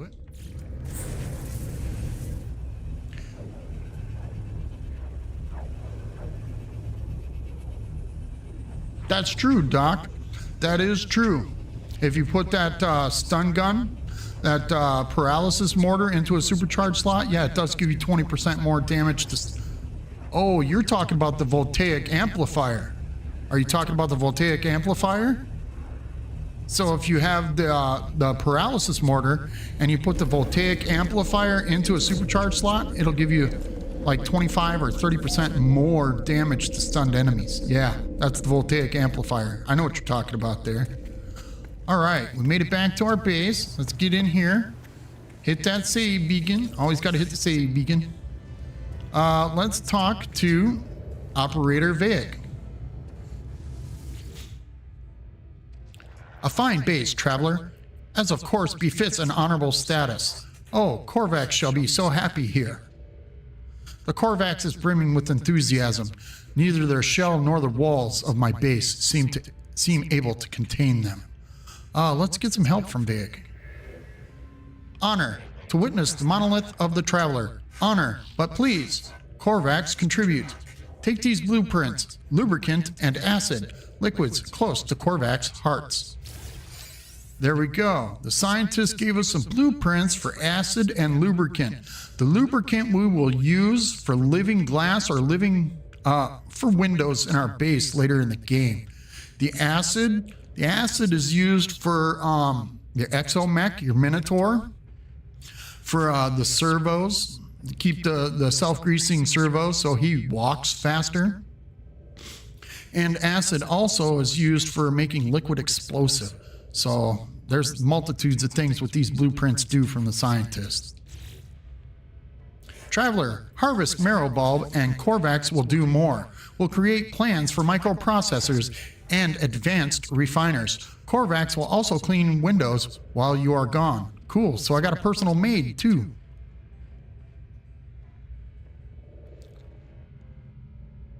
All right, Doc, thanks for tuning in. If you haven't done that yet, don't forget to hit that like button. Don't forget to subscribe if you ain't subscribed to the channel yet. I know it's not just you, it's everybody else watching too. But I appreciate you tuning in. I really do appreciate the support. Thank you guys for tuning in. Makes me feel good when I get to see more than 1 or 2 viewers. But all right, I'll catch you. Don't forget, Tuesdays, 6:30 Central Standard Time. All right, so he's going to clean our windows while we're gone. The Korvax is desperate to please, showering me with praise and offers of assistance. They tell me travelers are to be honored, raised above all others. What have I done to earn such esteem? The scientist requires marrow bulb and cobalt, materials found underground. They will be able to use this substance to craft blueprints for microprocessors and advanced refiners. All right, cool, we can get those. Joy, our home will be light, our windows will be clean. Okay, so we need to go find ourselves, let's hit that save beacon before we walk out the door. We need to go find ourselves a cave so we can get some marrow bulb. I don't see any caves right here. I do believe over in that direction, as I was mining and rounding up some materials off camera, I found a cave over here somewhere. It's a couple 100 units away. But man, I must have shot 1,000 of these little bushes just to get carbon built up. I did a lot of scanning. I almost got all the creatures scanned on the planet. Did a lot of running around. Okay, let me go into camera mode here real fast, and this will help us find a cave nearby. We should look for a black hole in the ground somewhere. It is night. There it is, right over there. You can see the holes in the ground. Hopefully there's some marrow bulb. There's a cave over there. So we'll take the camera. This is what we'll do. We'll fly over real fast and see if we can't look inside that hole. Is there any marrow bulb in here? I don't see any, so that one we're not going into. There's one over here. This is the easiest way to do it. So if you're worried about your hazard protection, that kind of thing, this is how I like to, not to cheat, but to cheese the game a little bit. Okay, let's go back up in the sky. I know I'm kind of all over the place right now. What was that? I thought I saw something there. Okay. But let's look around. I know there's a cave close by, and it was a big one because I was in there mining cobalt for quite some time. I think it's right over that way. Okay, so where are we at? We're right there. All right. Let's go up a little bit higher. I know it doesn't even look like we're moving right when we're looking into space. Ooh, look at the stars. Aren't they pretty? All right, there we go. Now see right there at the foot of that hill, there's a cave opening over there, and I think there's one over there. One of them leads to water, and the other one leads to the cave that we're looking for. But I want to make sure that was at the right. Yeah, that's the right one. So we want to head towards that hill right there. There's a couple cave entrances over that way. Not those two, but over that way. Okay. Let's get out of here. We're going to... Look, it's daylight. See, time passes, but you don't take damage and that kind of stuff from the elements. Now, these are Albion pearls. If you guys haven't seen these, you can grab these, but once you grab them, the sentinels come after you. So be careful. Albion pearls are worth money, but I'd rather pick them up in caves instead of grabbing them out of those things. Let's see. Where's that? Right here. Is this it? No, that's where I dug out a thing. Yeah. Ooh, what's that? Oh, I missed the rock. You guys believe that? I thought I scanned everything in this area. Is that it? No, that's not it. Is it? Yeah. No, it's not. Okay. You see that right there? There's a subterranean relic right there. And you can see there's more under there. What is that? That's a 77 units. So what we're going to do is we're going to take our little terrain manipulator and we're going to drill a hole down in here. And we're going to get over to that cave. Look at that. See? That's how you find a cave. Oh, come here. Got some, hazardous flora. Quick, grab these as quickly as possible so we don't get blasted. There we go. Perfect. Look, there's some more over here. Let's grab these. pick these up as quick as possible so we don't get toxic poisoning. Because that's what we need is toxic protection to protect us from the hazardous flora. Thank God we got those hazmat gauntlets. These things right here allow you to pick up that hazardous flora in caves. Otherwise, you can stand about 10 units or so, like this distance right here. See, we're looking at all these. You don't have to get right up on them to pick them up. I do, though. I just run right up on them and start picking them up. But this way, you can stand just out of range of the gas that stinky cloud or whatever that they're kicking out. And that'll give you a little bit of a protection buffer. So let's get us some marrow bulb, the little yellow flowers that are growing in caves. Look, here's some subterranean relics. We get these. This is extra cash that we can sell at the galactic trade terminals in the miner settlement or whatever. I mined a bunch of this stuff for carbon. This is why I always like coming to caves, because caves give you carbon. They give you cobalt. They give you sodium. The marrow bulbs give you sodium if you refine them in your refiner, whether it's a backpack refiner or a portable refiner you throw down on the ground. As long as you got a refiner, you can refine those things. Here, check it out. We got marrow bulb. I'm gonna drop this down to 1. Whoops, let's do this. Let's go in here. I want to show you this because I showed this at the beginning of the series. I don't know if everybody's seen it or not. If you haven't, check this out. Marrow bulb refines into sodium. And then you take your sodium and put that where the marrow bulb is, and then I'll give you sodium nitrate. But we need the sodium or the marrow bulb to give to our scientists. So I want to pick up a little bit of extra marrow bulb because you can use that in a nutrient processor or a barbecue grill, whatever you want to call it. You can use that stuff and turn it into salt and make like a salt cake or put salt on your meat kind of thing. If you refine it in your refiner, your nutrient processor, I should say. So you can use it as food products. Check this out. There's all kinds of hazardous flora underneath here. That's ridiculous. And I'm not even looking for it. Oh my goodness, look at this. Oh, this is crazy. Whew. There's a lot of hazardous flora down in here. See, I was in here blasting all this stuff yesterday or the day before. Look, here's some more of these. We'll pick these up. This is free money sitting on the ground if you guys don't know. I just picked this stuff up. I think a stack of 10 of them takes 1 slot in your inventory. So be aware they will fill up your inventory pretty fast. I don't see any more marrow bulb in here. Yeah, look at there. We've already got 24 of those. We got 90 marrow bulb. That should be plenty. Let's see. What's it say? We need to go into change our quest because we completed that one thing. There, let's get rid of the exocraft mining laser. We'll unpin that. But we need the scientific research. It tells us we need to return to our scientist. So where is our base? Our base is back that way. So let's go see if we can find that hole that we made. If we can't find that hole, we'll make a new one. There it is, right there. See? I knew it was over here somewhere. Believe me, I get lost in these caves sometimes running around in there. But there we go. We're not too far from our base. Ouch. Okay.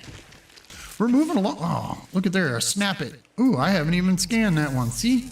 They're hiding in the grass. You can't see these things in the grass until it's too late. But I collected a bunch of words and stuff while I was out roaming around, shooting rocks. Shot a lot of rocks. Lots and lots of rocks. Lots of rocks and lots of bushes. What's nice though is all this stuff respawn. Look, here's some oxygen. Gotta pick that up. Oxygen is good.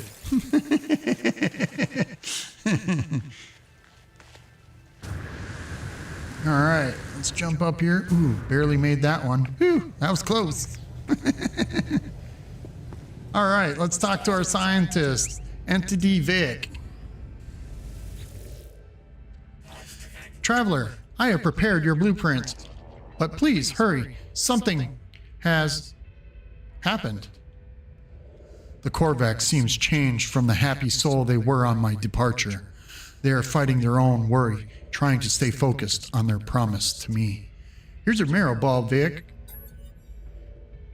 The Korvax leans forward, anxious for the rest of their materials. Here's your cobalt too, bro. Korvax has completed the plans, but Traveler, my people have abandoned me. As of 104.32 seconds ago, I lost the hearing, the sight of the Korvax convergence. Woohoo!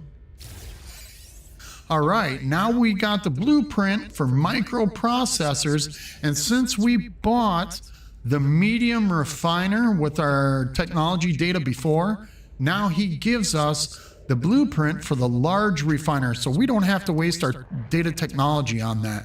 And we spent nanites to learn the microprocessor blueprint, so that was kind of a waste, but we still get it given to us, and the scientists will give us more blueprints in the future. I seek immediate reconnection. Go to this transmission tower, enter my soul, discover what is wrong. Help Korvax with solitude, please. Operator Entity Vic is deeply upset, claiming that they have been disconnected from the Korvax hive mind.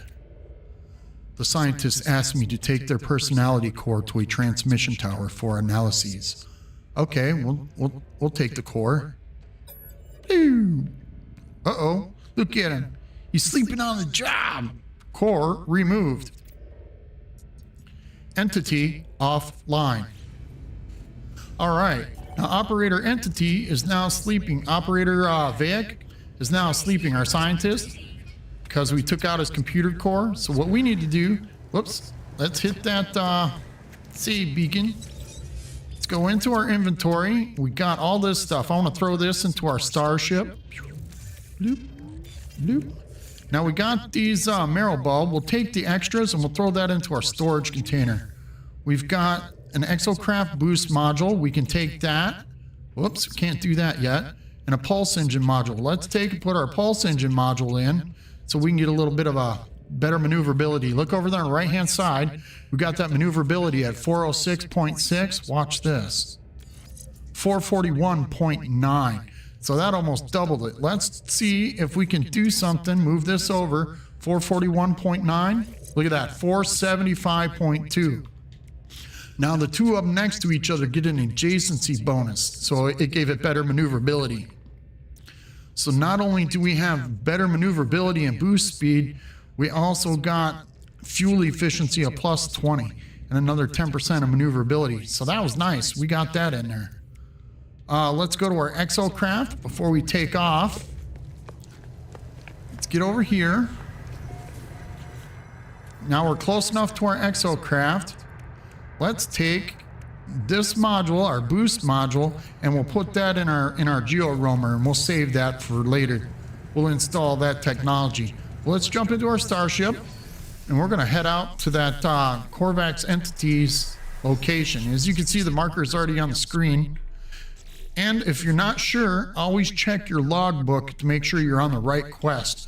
Sometimes, for some reason, No Man's Sky likes to give you a little wake-up call and say hello and switch you to a different quest. So we're going to take off. We're going to head over here. This is only 20 seconds away. That's not bad. So we're doing pretty good. I mean, we really got a leg up. We got a fungal mold base that gave us a bunch of extra nanites. Got a good ship. We got a good multi-tool. Whoops. I was taking a drink and flew right past. Ooh, look, a transmission tower. You know what that means? We're right on the spot. Like I said, whenever that marker throws it on the ground, you can land at that marker. I tend not to. I just look around for the location. It's within 500 to 800 units from that marker. And sometimes it'll give you the sweeper, your target sweeper, and it'll show you where it's at. I knew this was the building because, like I said, I've got anywhere between, I know it's well over 3,000 hours into this game.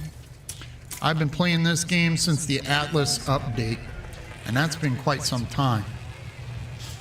Let's take a look around. Ooh, look at there, floating crystals. I always look for yellow beacons or yellow markers when I look around for scanning, that and buildings. But since we got floating crystals over here, boys and girls, we're running over there. That's money sitting there waiting for us to pick it up. Ooh, how many we got? Oh, look at that. That's nice. Look, next to a cave, too. So if you need cobalt and that kind of stuff, there it is. Cobalt, carbon. All right. Let's get us some glowing crystals. Or floating crystals, I should say. Now, you can't mine floating crystals until you get that advanced mining laser. So don't even try to pick these things up if you ain't got an advanced mining laser. But you can put down like a save beacon, and you can always come back to them later. Because once you discover this point of interest with these floating crystals, they will always be there. Just like runaway mold, that kind of stuff, they'll always be in the same spot because you discovered it first. Now, if another player shows up on the planet, they might not see it. That's just the RNG for No Man's Sky.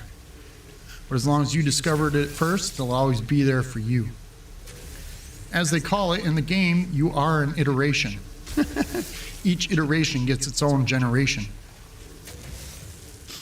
And I learned something last night while I was playing on my own save. Telamon is the creator of the universe, if anybody knows what that means. I was doing boundary failures on a planet in my save, my personal gameplay save, and they were discussing about Telamon. And Laylapse, if you have your own settlement, Laylapse talks about Telamon and tells you who Telamon is. He keeps calling you Telamon. And for a long time, I couldn't figure out who Telamon was from Laylapse. Laylapse is your little sentinel buddy that flies around with you. Well, Telamon is... How can I say it? It's kind of like the Matrix. Telamon is the creator of the Matrix. And he goes into the Matrix and does a bunch of exploring, and his wife talked him into doing it. Him and his partner. And they created the universe, all the galaxies and everything with the Atlas. And the Atlas is what controls the Matrix. And somehow Telamon starts cutting open Sentinels, which is like the antivirus program in the Matrix. It's a really deep story. So if you guys follow any of the No Man's Sky lore, read into that Telamon, find out what it's about. Okay, let's see what it says. Terminal online. I prepare to insert the Korvax intelligence core into the transmission tower. The judgment of the convergence awaits. Let's hear that judgment. Terminal online. Connection established. Error. Diagnostic. Korvax science unit corrupted by traveler interaction. Personality overwritten. Anomaly involvement detected. Solution. Quarantine Korvax science unit from convergence. Observe, analyze, silence. Hypotheses, Sentinel, Atlas, Universal Foci, Countermeasure in progress. Risk assessment, Entropic, Galactic destruction, rebirth. Error, Atlas, error, error, error. They see you. That was close.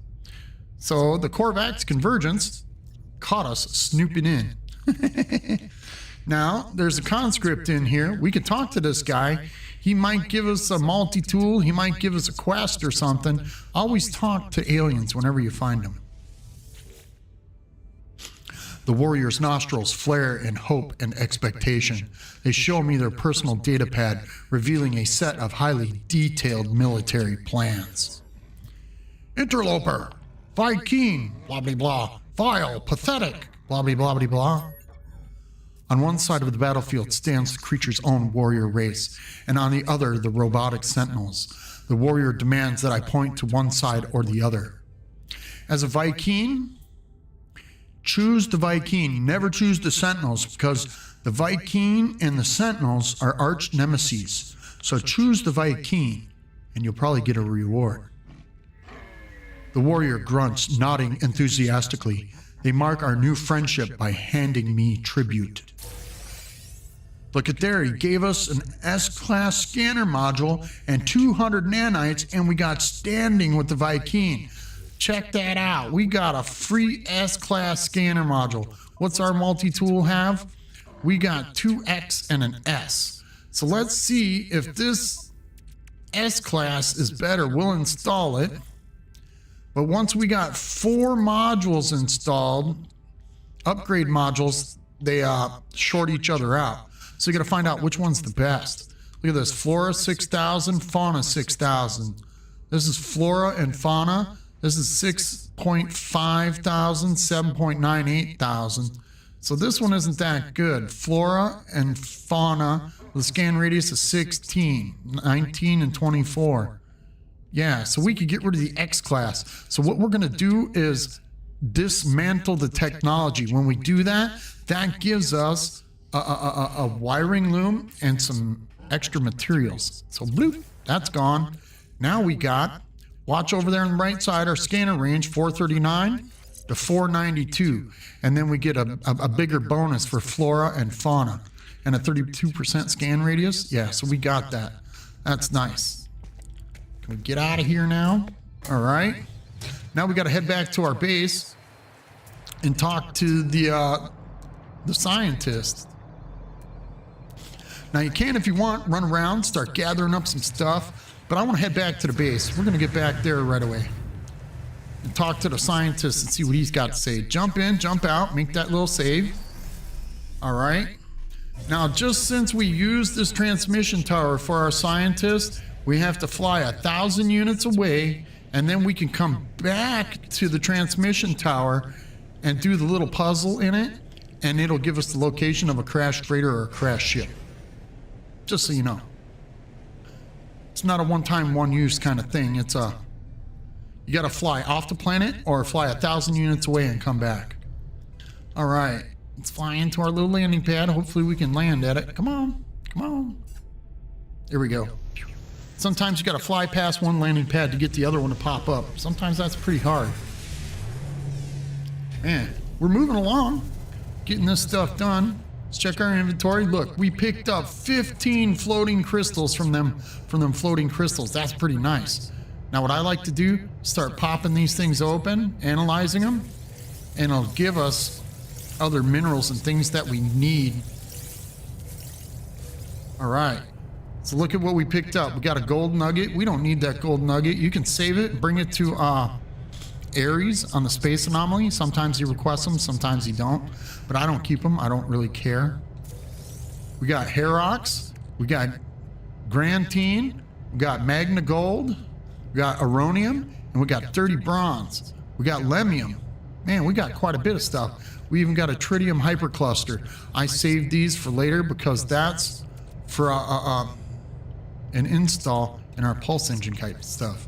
So don't waste those Tritium hyperclusters. You can get them from asteroid fields. You can save them later. So I'm going to take this, throw this in our storage box. We're actually going to take all these things and throw them into our storage box.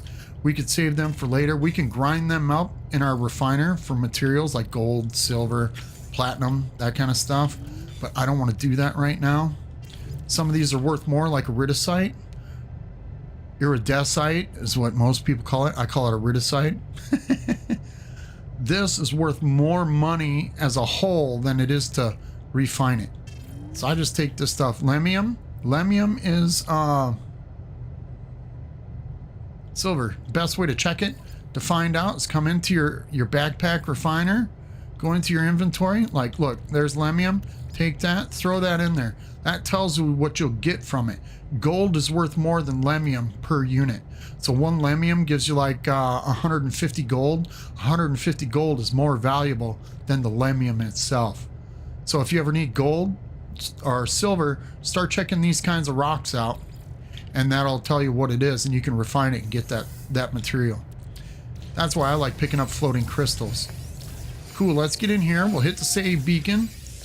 And Entity Vic, let's talk to him. Blip, blip, blip, blip, blip. Operator Entity Vic's shell sits in front of me, awaiting reconnection, trapped inside the data core. I have no way of knowing how the Corvax has taken the encounter at the transmitter. Here we go. We'll plug you back in. Bloop. Shell reconnection in progress. Okay, now that we've done that, if you see down there in the bottom right corner, we got an hour and a half before Operator Entity Vic reboots. So now we're done doing quests for him right now. Let's go back to Exporter Git, which is expanding the base, and we'll talk to him again. Now he's ready to go. Things are going well, friend, but it will not be long before violence follows us here. It is inevitable. If I had some microprocessors, I could steal a march on fate. Yes, I would design a weapons terminal suitable for a Viking armorer. The Overseer asked me for microprocessors in order to design a weapons terminal. The scientist should be able to assist with the task. Exporter Git has been helpful so far. I have no reason to distrust them. I shall find them the microprocessors they need. Okay, and from what we've done so far, we haven't, yeah, we have. We've learned the microprocessor recipe or blueprint. So we need chromatic metal and carbon nanotubes to make these things. Now, if I do remember, I picked up quite a few of these. Yeah, there we go. We got some of those already. So all we have to do is give one to Exporter Git, and he'll move us along and build us a Viking weapons terminal. I trust our new Corvax friend was helpful. They are merely the start of our merry band. Are you ready to take the next step? The Overseer asked for the microprocessors so that they can finish the plans for the weapons terminal. Here you go, Git. You have done so well, friend. I am so very happy. There we go. Now we can build a weapons terminal. We need 40 chromatic metal and 25 pugnium. Now, imagine this, friend. A life form displeases you. You punish it, reward it, reshape it. In time, it would do anything you wanted. So it is with the Sentinels and their attacks, but no more. Now we shall train the trainers. The Overseer requires me to kill Sentinels and bring back their pugnium. The Sentinels have harried me the length of my journey. We shall be free of their constant harassment. Okay, so what we need to do now is get some pugnium. We don't have any of that in our inventory, and I don't know if we picked any up from a Viking system. Let's check. Yes, we got some pugnium, 131 pugnium that we got from attacking. Either we bought it or we attacked a couple Sentinels. So we're going to take that, we're going to put that into our inventory and see if that's enough for our Overseer. I'm pretty sure it is. But what we need to do is make some glass. We got all our storage boxes we need to put in. We need to put in some windows and hallways. I want to put in some glass covered hallways into our base. So we need to make some glass. And if I do remember correctly, we got some of that in our inventory. There we go. We got 23 windows. So let's take those out. We're going to take that. We got magnetized ferrite. Yeah, we got pure ferrite right there. That's what we need to make a hallway. So right here in this wall, we're going to make a hallway. We're going to make it too long. And this is going to be teal and wood. This way, we'll go into fly mode. Whoops. We'll go outside so you guys can see this. Now, I'd like to build out this way to expand our base a little bit. But we'll build out this way just a little bit more. I'll put 2 of those down, so that gives us enough room. We could put in either another cylindrical room or a square room. I prefer the cylindrical because they're easier to match up with the foundations and things like that. So we're going to drop that in. And as you see up there in the pop-up window, a cylindrical room takes 10 power. Each one of those little hallways takes like 2 power too. So be aware, we're going to have to expand our power grid as well. So we'll drop that in. Bloop, bloop. There we go. Now we got that in there. we need to go check out our power grid, which is right here. This is why I put the battery on the inside. Look at there. We're now using 53 kelvins per minute in our base, and we're not producing anything. We're feeding off of the batteries right now. We only got 3 batteries, so it's going to take 40 minutes for it to be completely drained. And in that 40 minutes, a night cycle and a day cycle is 15 minutes in real life. So it's 15 minutes for the day and 15 minutes for the night cycle. So we got plenty of power to last until we start installing more things. Now look, we got windows so we can look out. Now we can install windows into our area here since we bought windows like this. Check this out. Large glass panel. We're going to change that to teal and wood because we want that to match the rest of the building. And we'll start plopping some windows in here. There we go. So it opens it up a little bit, makes it look more roomy. We'll put the window there, even though we could put a hallway to connect to that room over there. But we're not going to do that right yet. Let's go in here. Let's plop in some more windows. Bloop, bloop. We're going to load this up. We're going to make all windows inside this room. This way we can see in any direction. Now let's go and build ourselves a weapon terminal. So we need 40 chromatic metal and 25 pugnium. We got plenty of pugnium to build a weapons, a security officer's desk, a weapons terminal. I call him a security officer because that's pretty much what he is. Trying to line it up there. You can see in the center of the desk at the bottom, it's got 3 little points right there. That kind of helps me line up what I'm looking at. And then with the squares on the floor, so I just line it up that way. Let's choose a color. We'll choose black and yellow. I don't know why. Bloop. There it is. Now we got ourselves a weapons terminal inside our base. See, the board doesn't poke out the wall of the windows. If we didn't have a window there, this weapons terminal desk, our security officer's desk, would snap to the point in the wall. So that's, I like putting windows in. This way you can see outside the window a little bit. That's all I like doing. So it gives us a little bit of room to look around and see what we got outside. And look, now we can see the lake from here, which is pretty cool. All right, now that we got that done, let's go into our starship. How much gold do we have? We got plenty of gold. I did recycling of like the lemium and stuff like that. Or what was it? Aronium. No, lemium. Lemium gives you gold. Aronium gives you silver. So I ground up a bunch of lemium, and that's why I got that gold that we do. We still got 11 windows, but what I want to do is build some more power plants, some solar panels. So let's do this. We're going to hit the save beacon because I always like to expand our power grid every time we add a room, because it takes 1 solar panel to power 1 cylindrical room. We've got 4 up there, so that powers the storage box and the hallways. We got 1 panel for this cylindrical room. We got 1 panel for that cylindrical room.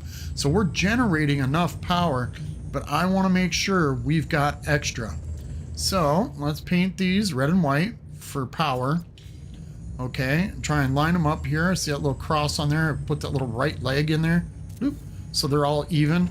As long as 1 leg or 2 legs is touching the light colored part, it'll get power inside the building. Otherwise you have to run a wire to it. So I just like plopping those in. There we go. Now we got 2 power plants connected. We've got 2 batteries here. So let's put in a couple more batteries. We need magnetized ferrite, which is in our storage box. So let's go into our storage box. Let's pull out the magnetized ferrite. There we go. Let's go back into our build menu. I know it's a lot of back and forth, boys and girls, but this is repetitive. I like to get ahead of the game so we're not sitting there waiting for power later in the game when we need to build something. Okay, I'll get that little leg right there towards the corner. As long as the 4 legs of the battery is touching like the storage box, it should give you power. Do red and white for power, right? We'll drop 1 there. And then we'll do 1 right there. Should be almost even. Whoops. Twist it just a little bit. No, not quite. Whoops, wrong way. Oh my goodness, I can't get it straight. There we go, we got it. All right, now we got batteries. Cool, those are all set up in there. Now we've got plenty of power coming in. Let's check our battery. So we've got 150 power available. We got 53 being used. So we're producing 100 power, and our charge rate is 97 kelvins per second, which is nice. So we're charging pretty fast. Now our power grid is going to be enough to power the entire base, even at night when the solar panels go away. And we could put extra stuff in here, and more tables and desks and things like that. So anything that uses power. Let's see if there's any. Oh, we need to get storage boxes put in, boys and girls. This is going to be the fun part. So my goal is, this is going to be a little bit tricky. All right, let's finish expanding this base a little bit. How do I do this? Let's go into here. This is why we bought all these parts. We're gonna have to do some moving stuff, so give me a second. I want to hit the save beacon. Kabloop. There we go. Since we can't build into the side of the mountain because the dirt will reform around it, we're gonna build 2 hallways. This is my plan. Let's go into build mode. We're gonna go into edit and fly. We're gonna take 2 hallways, bring them out here, and then we'll have our storage boxes go this way. So let's do that. We're going to lose some power to our base, which is okay. We're going to delete that. All our stuff is still in there. That'll be okay. We'll be able to rebuild it. So let's do this. 2 teal hallways. Wood. There we go. Make sure it's the same color. Bloop, bloop. Then we take and scroll down. Now we got these cuboid rooms, right? Let's take and put a cuboid room right here. Now, the best way to do this is why I always add extra power, because we're expanding. So we'll go there, there, 2 on each side. Now that's 1 box, 2 box, 3, 4, 5. We're going to do an extra box here and an extra box here, because the way it's set, we won't be able to put our storage box in here. We can, but it's going to overlap. So I want to make sure we have enough room. We're going to start putting in our storage boxes here. So the best thing to do is we'll come to this side. Come on. Right there. We'll rotate it so it faces inward. And let's take these and make these blue and white with wood. So it's a little bit different color. So there's one. Now we're going to put the second one in right there. And make sure it's facing in. You can see through it a little bit. And we just keep going down the line until we get them all in there. There we go. Plop that in there. There we go. Got to make sure that little galactic terminal thing is in there. There we go. Now see, that's all lined up with our hallway. So now we can come here, rotate this around, and switch to the next one. Whoops. Plop that in there and switch it to the next one. There we go. We're going to put this one over here, which I believe should fit right there. And that should be it. That's all of our storage containers all in this area. Perfect. Now let's go back inside, because all of those things are sucking power off our power grid. Okay, so let's go into our batteries, see what we're producing. We're using 135 units of power now to our 150. So we're loading the battery at a slow charge rate. We need to add more solar panels because we're using a lot of power. But look now, we got all that. What is going on here? Okay, number 3. Let's back out of here real fast. I want to check this out. So go into edit mode. Go into fly mode. Let's go back outside. We need to look at number 3. For some reason, it didn't seem like it butted up to the corridor. So we're going to move that and pop that back in. And see if that reappears inside. There we go. Now it reappeared. Look at that. Even number 6. Why did it do that? That's not right. That's a bug in the game, boys and girls. But look, we got all our storage boxes in here, so it's kind of evened out. We can use this. We could put windows in here too. Let's do that. Let's put in a window. A window or two, you know what I'm saying? Here we go. There's an angled window, a circle window.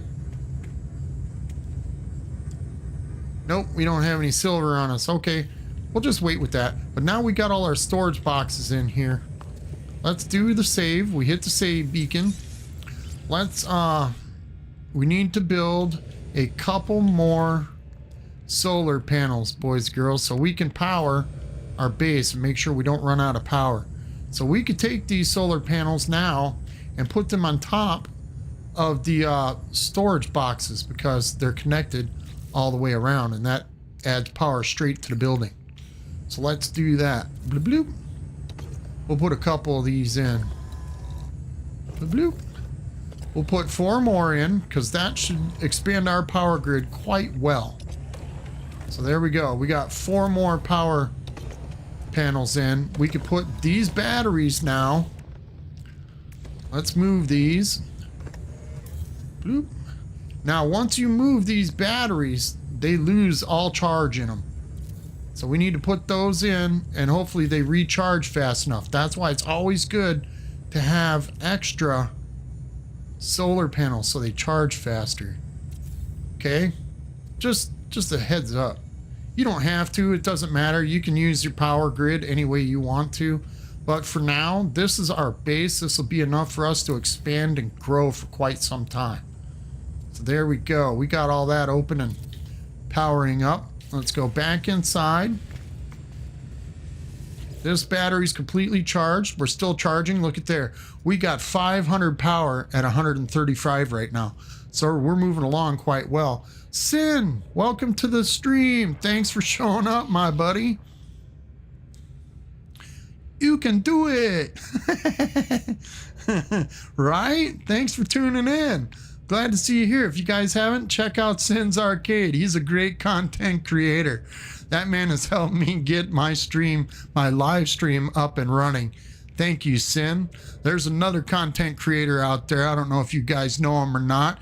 He doesn't play No Man's Sky, but he is a great content creator and he helps a lot of people. His name is Control-Alt-Silent. If you haven't checked his channel out, check him out too. Them two guys right there, Sin's Arcade and Control-Alt-Silent, are the ones that made my streaming possible so I can do live streams. I thank you guys and I really owe you a lot. So check out their channel if you guys haven't. Don't forget to hit that like button while you're watching. All right, we got our base set up. We got ourselves a weapon specialist desk. Now we need to go find ourselves a weapon specialist. Okay, let's do this. We've got all this extra junk in our inventory. So let's take our windows and throw those back into our storage. Look, there's a wiring loom that we got from destroying that technology module. We'll throw that in our starship. The magnetized ferrite, we'll throw that back in a storage box. We could take our pure ferrite and throw that in our storage container too, because we really don't need it in our inventory right now because we're not going to be building anything more for a little while. And we could put the pugnium back too. We could pick some more of that up when we go to a Viking space station. What? You got... Hey. Don't say I have a great personality. You let that get out and people are going to stop watching me. I don't like that. Going to ruin my reputation. Right? I got a great personality? Great. That's all I need. Bad reputation. Thanks, Sin. I appreciate it.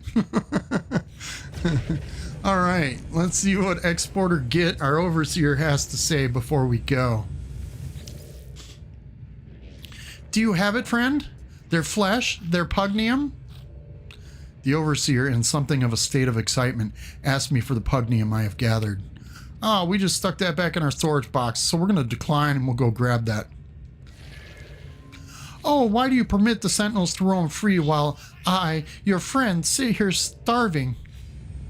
Okay, you just hold on to your little geck self there, buddy. Let's go get the pugnium that we just put away. Whoops, there it is, right there. We'll grab that, hold that, so the overseer can be satisfied. He can be sated with his little greedy attitude. Do you have it, friend? Their flesh, their pugnium? The overseer is in something quite of a state. Yeah, here you go. Here's your pugnium now. Exporter Git presents me with a reward, as I knew they would. Friend, there's another matter. I gave you the means to create a weapons terminal, did I not? Yet I see no Viking in attendance. Does my help mean so little to you that you would tarry so? You must recruit an armorer before we can proceed. The overseer requires me to build a weapons terminal, recruit a Viking armorer for my base. Splendid! I do enjoy our Viking friends. We shall all live in harmony, I think. Alright, he gave us a B-class life support module. We can install that if we want, but I'm not going to waste the space. We're going to take that and we're going to sell that for nanites. It's worth 140 nanites, and we need a little bit more nanites. Now we could take the pugnium and put that back in the storage box. I forgot. So let's hit the save beacon. We got all that taken care of. Let's go get ourselves a weapons specialist. We need to go to a Viking system. Let's switch our quest over to a weapons research quest. This way it will tell us where our weapons specialist is. 10-1 says it'll say go to your galaxy map when you're in outer space. Oh, no, it just says hire a base armor from space stations. Now, if you can see, there's a little floating icon, whoops, and it shows up at the space station up there in the sky. So what we're going to do is we're going to take the teleporter up there, and we're not going to fly up there. We'll check this out. I know it's not this system, but as you can see down here in the bottom right corner, it says the current system that we're in, and this right here shows us our weapon specialist, so we need to go up there and check it out.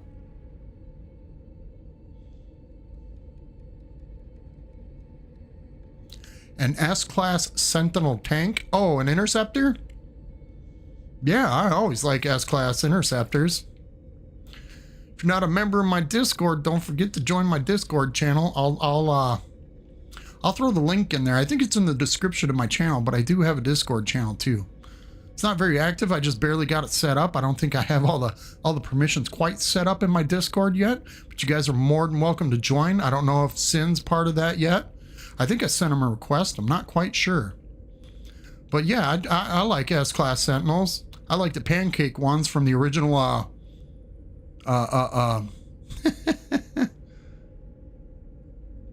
from the TV show Battlestar Galactica. There it is. The Cylon type ships. Those are the ones I kind of like. That's the body style I like for Sentinel interceptors.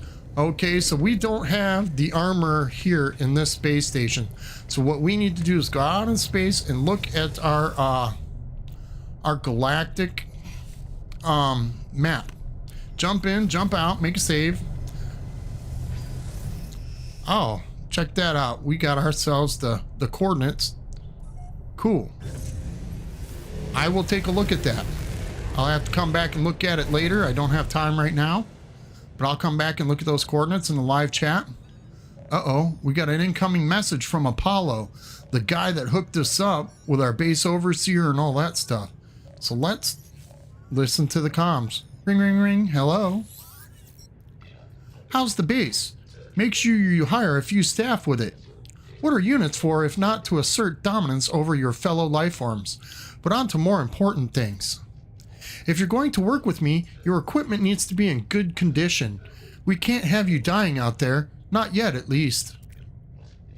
You can find nanite clusters scattered in abandoned buildings and other damaged machines. Ironic, really. The same structures the Sentinels destroyed will lead to their deaths. Trade these nanite clusters with merchants and space stations to get the technology you need. Oh, and one last thing. Take the personal force field blueprint. You're going to need it. Consider it a gift, my little investment into our partnership. Thanks, Apollo. I appreciate that, bro. So he just gave us the blueprint for a personal force field that we can install into our multi-tool. And we've got a wiring loom, and we've definitely got 2 ion batteries. So we will be installing that into our multi-tool. Cool. That was the ghost in the machine. See, now that he talked to us, that changed our quest. We needed to go back to the weapons research quest in order to find our armor. Now we're going to go into the galactic map and see where that quest takes us. It says it's here. I don't get it. Why is it we want to go to the current mission? It says that we have a weapons specialist in this station. Oh, this is a Viking station. What am I doing? I have no idea what I'm doing, boys and girls. Don't listen to me. Just do what I'm doing. Do what I say. Don't do what I'm doing. Whoops. I got that all messed up. All right, let's head back to the space station, boys and girls. I forgot this is a Viking space station. I was thinking I was in a Korvac system for some reason. Don't crash into the space station, you could get hurt. Look at there. The icon's right inside here. I didn't even notice that. But it was pointing to the outside for some reason. I don't understand why.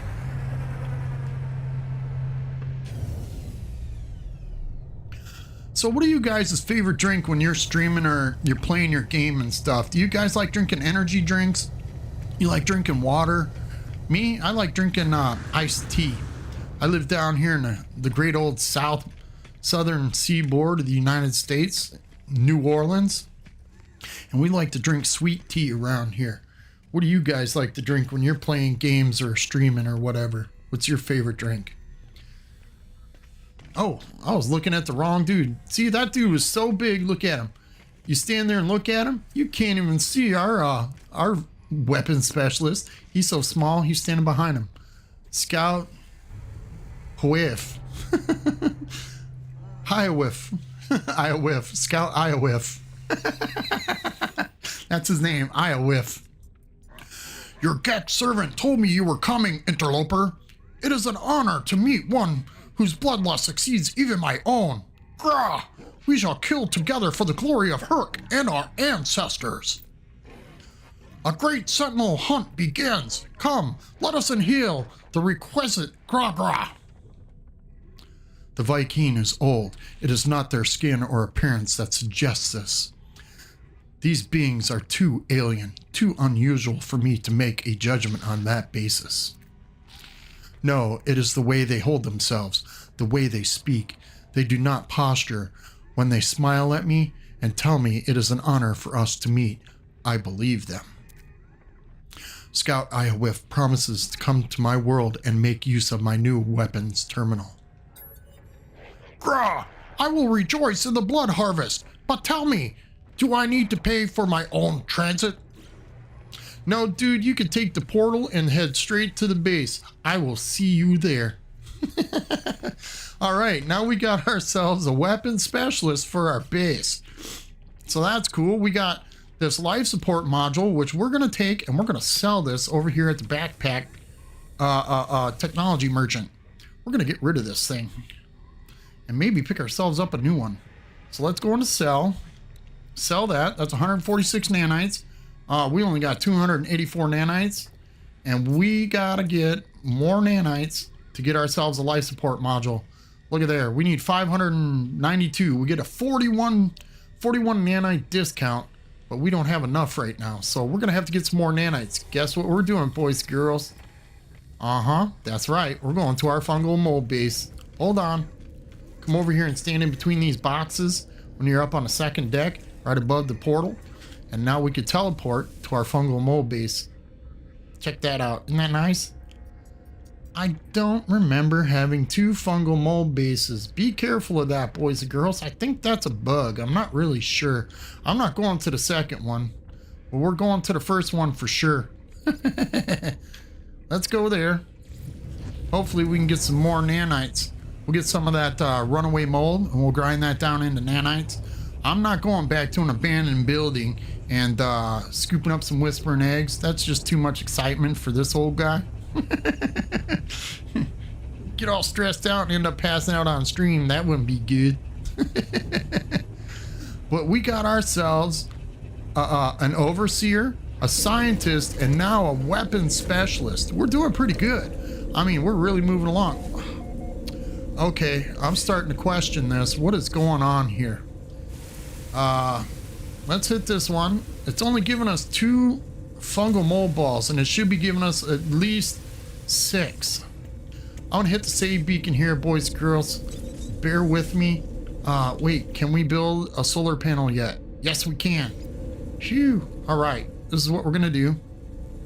Gotta fly outside and come up underneath the base. Oh, look at me. I'm getting all excited.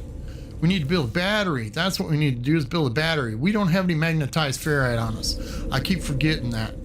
Okay, and we got the biofuel reactor running for a couple days. We'll have to take care of that. I'll take care of that off camera so you guys don't have to watch me come back and forth with this. So I hit the save beacon. Let's do it again just to make sure.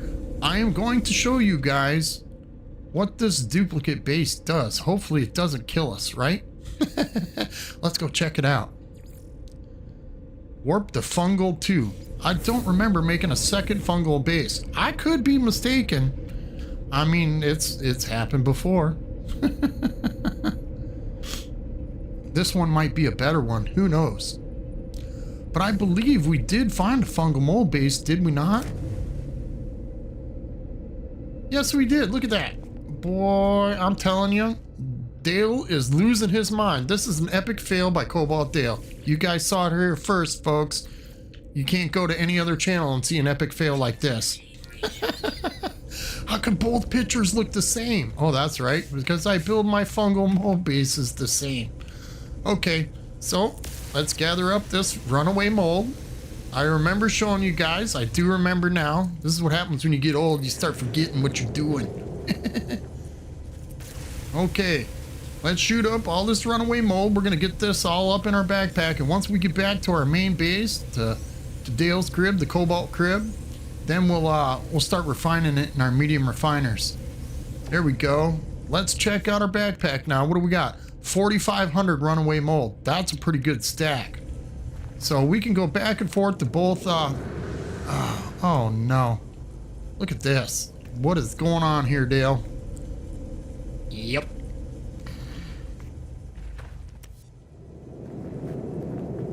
Oh, look, I was...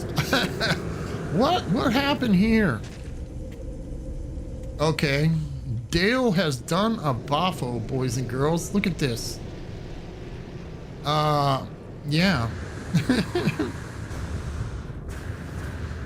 Okay. Did a little mistake there. Come on. Look at there. Epic fails by Cobalt Dales. You guys can never see a clown show like this. You can't even go to a circus and see a clown show like this. I'm trying to get up on the top deck there so we can use the portal to get the heck out of here. Okay, come on. Up, and away. There we go. Hit the save beacon in case something stupid happens. You know Dale, he could screw this up in one big feat. Okay, let's do this. I wanna build some stuff. There we go. We're gonna get the sloped roof. We're gonna come down here. Nope. There we go. And put that sloped roof in like this, so we don't have to climb down in that hole again. Hopefully that works, so the runaway mold doesn't go down in there. And then we can put we're gonna take this stuff here, and we're gonna move that down. Yeah, that's what we're going to do. We're going to move that down to a lower level so we don't have to do this stuff again. Okay, give me just a second, boys and girls. We're going to move this stuff down. Let's put the... Did I build that up there so we could put the landing pad up higher? Yeah, that's why I did that. Never mind. Dale's being dumb. Because we got to have a landing pad to our base. Can we build one? Let's see if we can build a landing pad here. We need 10 metal plating. We don't have enough. Uh-oh. Let's build some metal platings, boys and girls. We're gonna try. Hopefully we get enough ferrite. So we need 9 of them. There we go. 450 ferrite. Let's build 10. Bloop. All right. We got a couple microprocessors in our inventory. We got a couple nanotubes. So now we can build ourselves a landing pad outside this door to our base. All right, let's do this. Try to line that thing up with the door. Uh-oh, what's it saying? Too close to the starship. You you see this, right? Okay, all right, hold on. Gotta do this. We're gonna jump outside. Give me a second. When you try to do something and it's just not working out quite right. I could sit here and stumble around in the dark for an hour. You guys see it first. There we go. Now we got our starship coming in. Let's build the landing pad. You ever feel like you're just not getting it right? All right, you see the little console on the landing pad? This is what I like to do. You guys can have it towards your base, or you could flip it around to the other way of the base. I like having it away from the base. This way, when you land, you always jump out on the right side of your ship. So if you jump out in the middle of a storm, you're only a couple steps away from the front door to your base, so you're not out losing hazard protection, that kind of stuff. So we're gonna drop that right there. Kabloop. There we go. We got that done. Uh-oh. What's going on here? Oh, okay. I was in build mode. I was wondering why it was showing me a little hammer next to my base icon. But now we got a landing pad, so every time we come through the portal, our ship will be right here on the landing pad. Guess what I did? I forgot to color it. Give me a second. We're going to change this to blue and white. Here we go. Whoops. We did that. You saw that. Another epic fail by Cobalt Tail. Dun, dun, dun, dun. 2 in a row. Way to go. There we go. Now let's color it blue and white. We're getting it in there. You just got to be patient. I will get it done. I can't believe I just did that. All right. But if you got yourself some of this, where is it? These little things here, these nav datas, you can summon in your ship to your landing pad after you build it. Blue. Now watch. My ship will come in and it'll land. When you jump in and jump out of your starship, watch this. Jump in on the left side and you jump out, you're on the right side of the starship, so you're right next to the door. You see that? That's why I always build the little control panel or the console away from the base. This little thing right here, so you can call in your starship. That's why I build that like that. Now you can build it on any direction. You could have it facing your base, or you could have it facing away from your base, depending on the side you put it on. If it's on this side, I believe that's on the left side of your starship. So if it's there, then that means that it'll be facing your base. So if your control panel is over here on this corner, that'll be facing away from your base and you could fly off. Because me, I like to build up in my base, so that's why I do that, so I could just fly away from it. Okay, hit the save beacon.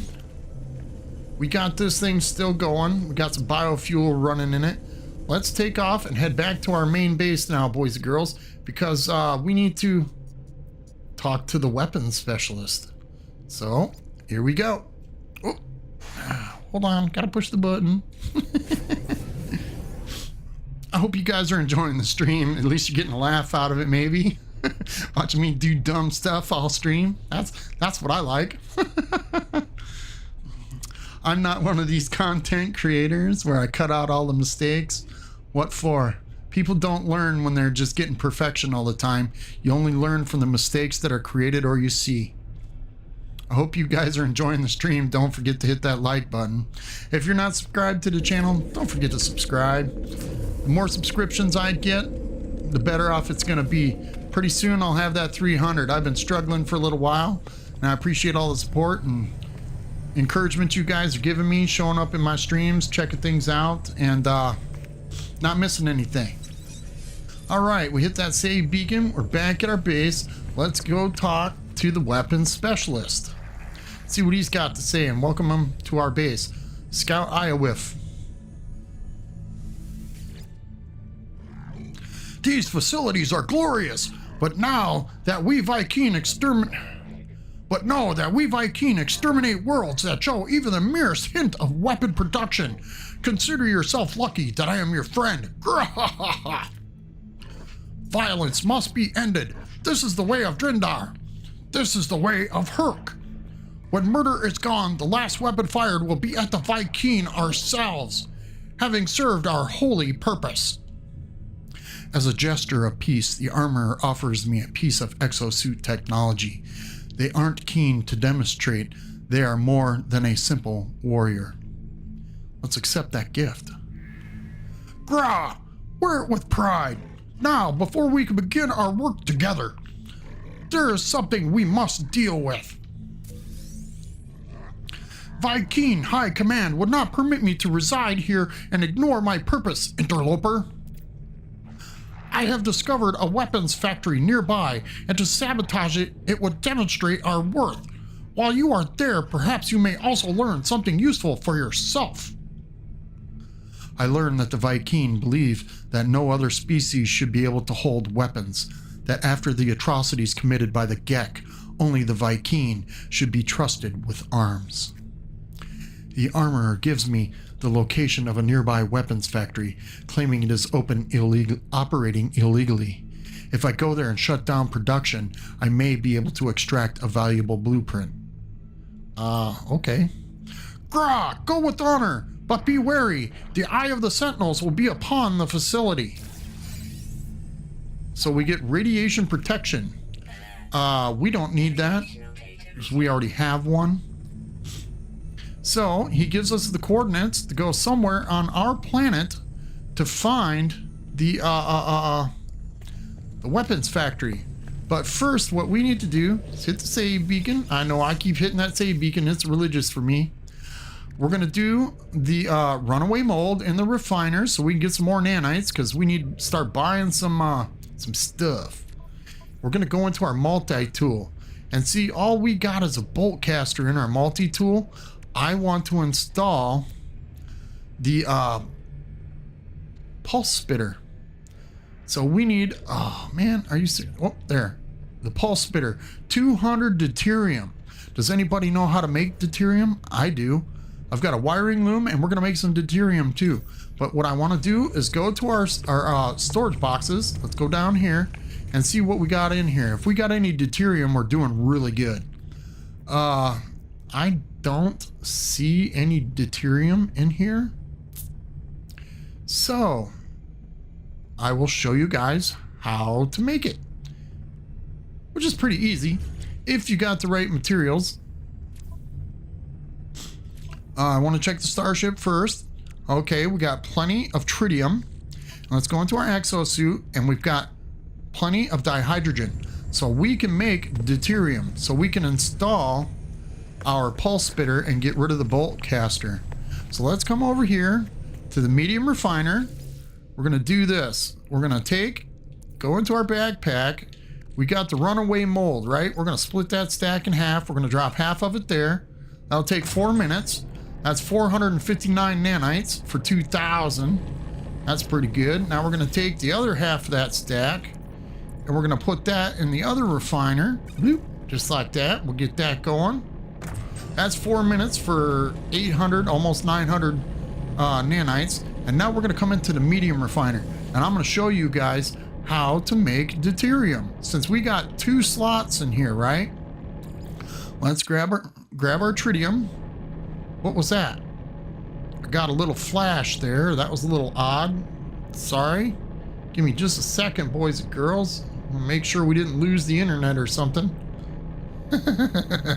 That was kind of creepy. I don't know what happened there. That was kind of weird. All right, we're gonna break our tritium down. Oops, that's 157. We need to add a little bit more. We need to add about another 50 tritium. There we go. We'll drop that in there. We need some dihydrogen. So we go into our backpack and get some dihydrogen. We need 200 of that. Whoops. Dale with his big fat Wreck-It Ralph hands hitting that button as fast as he can go. Okay, there we go. So now we come over here and then we reduce this down to 200 because we only need to do 200 deuterium right now. We need another 95 in our exocraft, but we're not going to do that right now. There we go, 200 deuterium. So dihydrogen, one dihydrogen and one tritium makes one deuterium. So now we're going to start that up. That's only going to take a few seconds and we'll get that done. All right. Hopefully you guys are still there. Give a shout out in chat if you are. Don't want anybody sleeping at the wheel. You might miss something important or a big dumb mistake that I'm gonna make.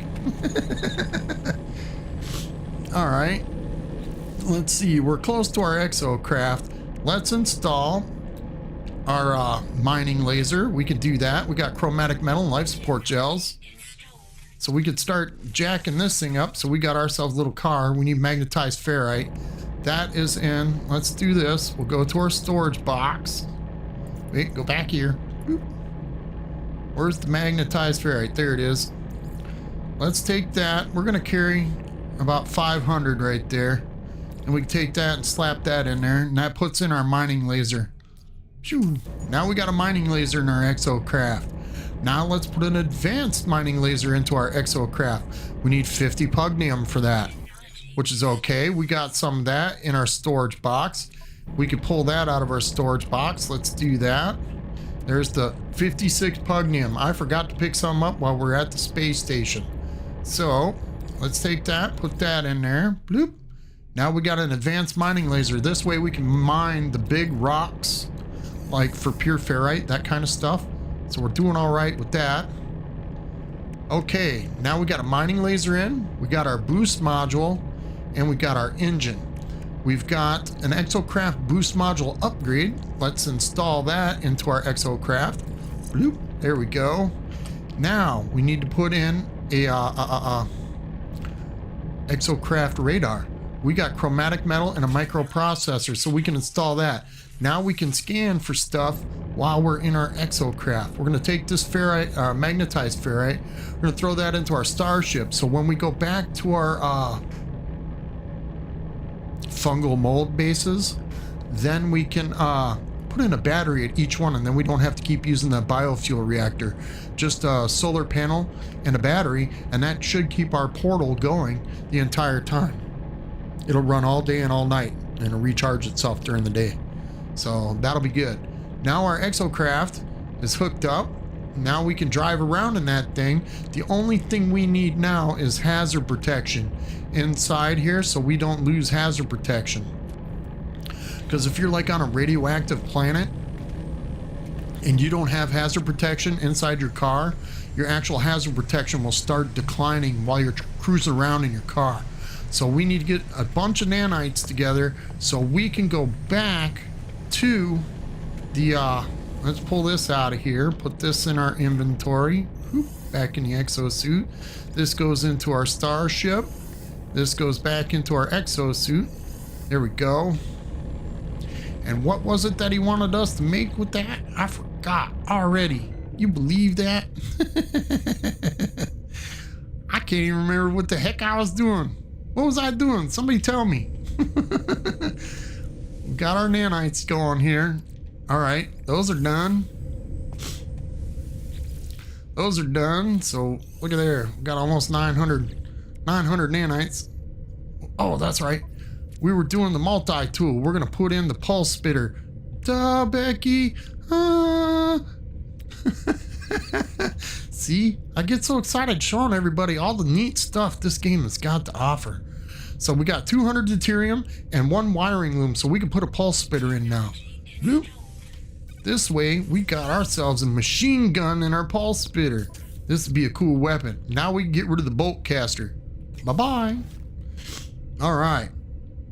We got rid of that. Let's take this. We'll move this over. There we go. Now let's install the other piece of the pulse spitter, which is a solar mirror and a wiring loom. And this here is to give us more bullets in a magazine for our pulse spitter. We got the wiring loom. We need to go into the miner settlement next door and get ourselves a solar mirror, because that's the only thing we didn't pick up as a blueprint. We can't make those. So let's go. We'll throw this into our starship. These can go into our starship because we don't need to carry those in our inventory. Okay. Now watch. We got to make some bullets. Yeah, we got bullets. There we go. Now watch this. That's pretty cool, huh? And look, the bullets split. So you're not shooting in the same spot. They'll start splitting. The farther they get away, the more they spread out like dual beams and kind of stuff. So let's go over here to the miner settlement. Shoot over here real fast. Come in and talk to the components dealer. This guy back here. We'll get ourselves a solar mirror if he's got one. If not, we gotta go to the space station. I don't want to go up there. There we go. There's a solar mirror right there. See? Look at that. That's why I built my base here. Wiring looms are minus 20%. That's pretty cheap. 55,000. On normal playthrough, you go anywhere and they're like 65 to 70,000. They changed the price of those things. They never used to be more than 50,000. Now they're very expensive. Okay, let's get that solar mirror, and that will be installed into our multi-tool. There we go. Shkaboink. Now we got a bigger clip size or a magazine size on our pulse spitter. There we go. Plus 20 bullets in our pulse spitter. That's working pretty good, right? Okay. Don't need that. Get off there. And I got rid of the bolt caster because we don't need that weapon anymore. The bolt caster to me just doesn't do it. It doesn't have the power to destroy sentinels as fast as a pulse spitter does. Now the scatter blaster, that's a nice tool when you're up close. That's more like a shotgun. I like having the little Uzi or the machine gun, the pulse spitter. So that's what I like having. So you can fire a little bit more bullets a little bit faster. But you got to upgrade it a lot in order to get it to work right. You can even get it to where it has an igniter on it. And look, there's some pugnium right there. Look at there. I didn't know they were selling pugnium here. We're going to buy some of that. Need a little bit more phosphorus. I'm going to buy up some of these materials here, because that phosphorus is going to help us put in some hazard protection into our exocraft once we get the blueprint for it. There we go. Got that. Let's get out of here. Get back up to our base. Come on. Let's take that phosphorus. How much phosphorus did we get? 45. We'll put that into our roamer because we need that for later. The pugnium, we're going to put that back in our storage box. There we go. Now, let's get up to the landing pad. We've got everything taken care of. Our base is looking pretty good. We've got plenty of power. We refined up some nanites, and now we got 1,200 nanites. We need to start making more money. But we will get making money here soon enough. Just got to be patient with it. Once you get all your base staff hired, yeah, it's going to take off like a rocket. Okay, so we need to go to the shutdown weapons factory. Let's get out of here and go head over to that place. Look at that. That doesn't seem too far away. That's like right across the lake from here. Ah, it is too. Where is it? Where is it? It's over there to the right. See? See, it's right over there. Look, look, look. There it is. Even a free landing pad. Look at that. Man, we could have drove our exocraft over here. I should have drove. But I'm lazy. I gotta fly. Right? I'm a traveler with all this advanced technology and I still don't want to walk. Huh? Okay, let's get this down. Oh, we got to get some copper too. Why didn't you guys remind me? I need copper so I can put in the Atlas pass. Let's see. Okay, let's take a look around real fast. There's some sodium. Is there any copper near here? If I have to go more than 300 units to get copper, we're not doing it. There's 474 units. I'll do the copper off off camera so you guys don't have to watch me mine copper. 500 units. Yep. Looks like it's too far away, boys and girls. So we're not getting no copper right at this minute. Okay, let's do some recharging of stuff. Gotta do our hazard protections. Our life support. We'll put a life support battery in. We'll recharge a mining laser. Make sure everything's charged up. Okay, that's another thing we forgot to install into our multi-tool. Oh, we do have it. There it is. The personal force field. We do need to install the paralysis mortar, but we don't have all the stuff for that. 2 dihydrogen jellies. We don't have the plasma for it to use it, but we'll install that later. Okay, so what we need to do is get into this manufacturing facility. Got to get our pulse spitter ready. Make sure we're completely loaded. There we go. We got our shield in case they start shooting at us. So here we go. We're going to blast into this reinforced door. As soon as we do, the sentinels are going to start attacking. Look, it's level 2 up in the top right corner.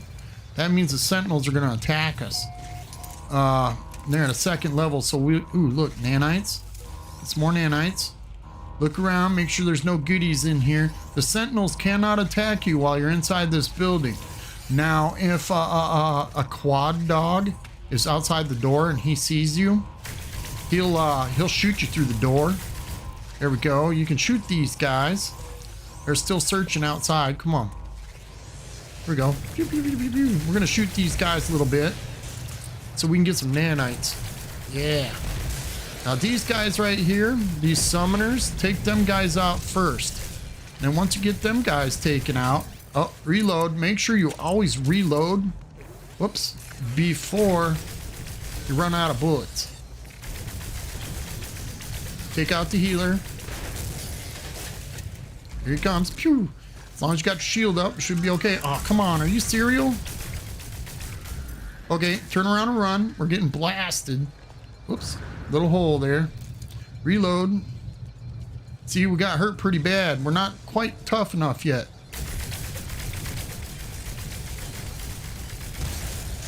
Got to get one of these little barrels and that recharges our shields.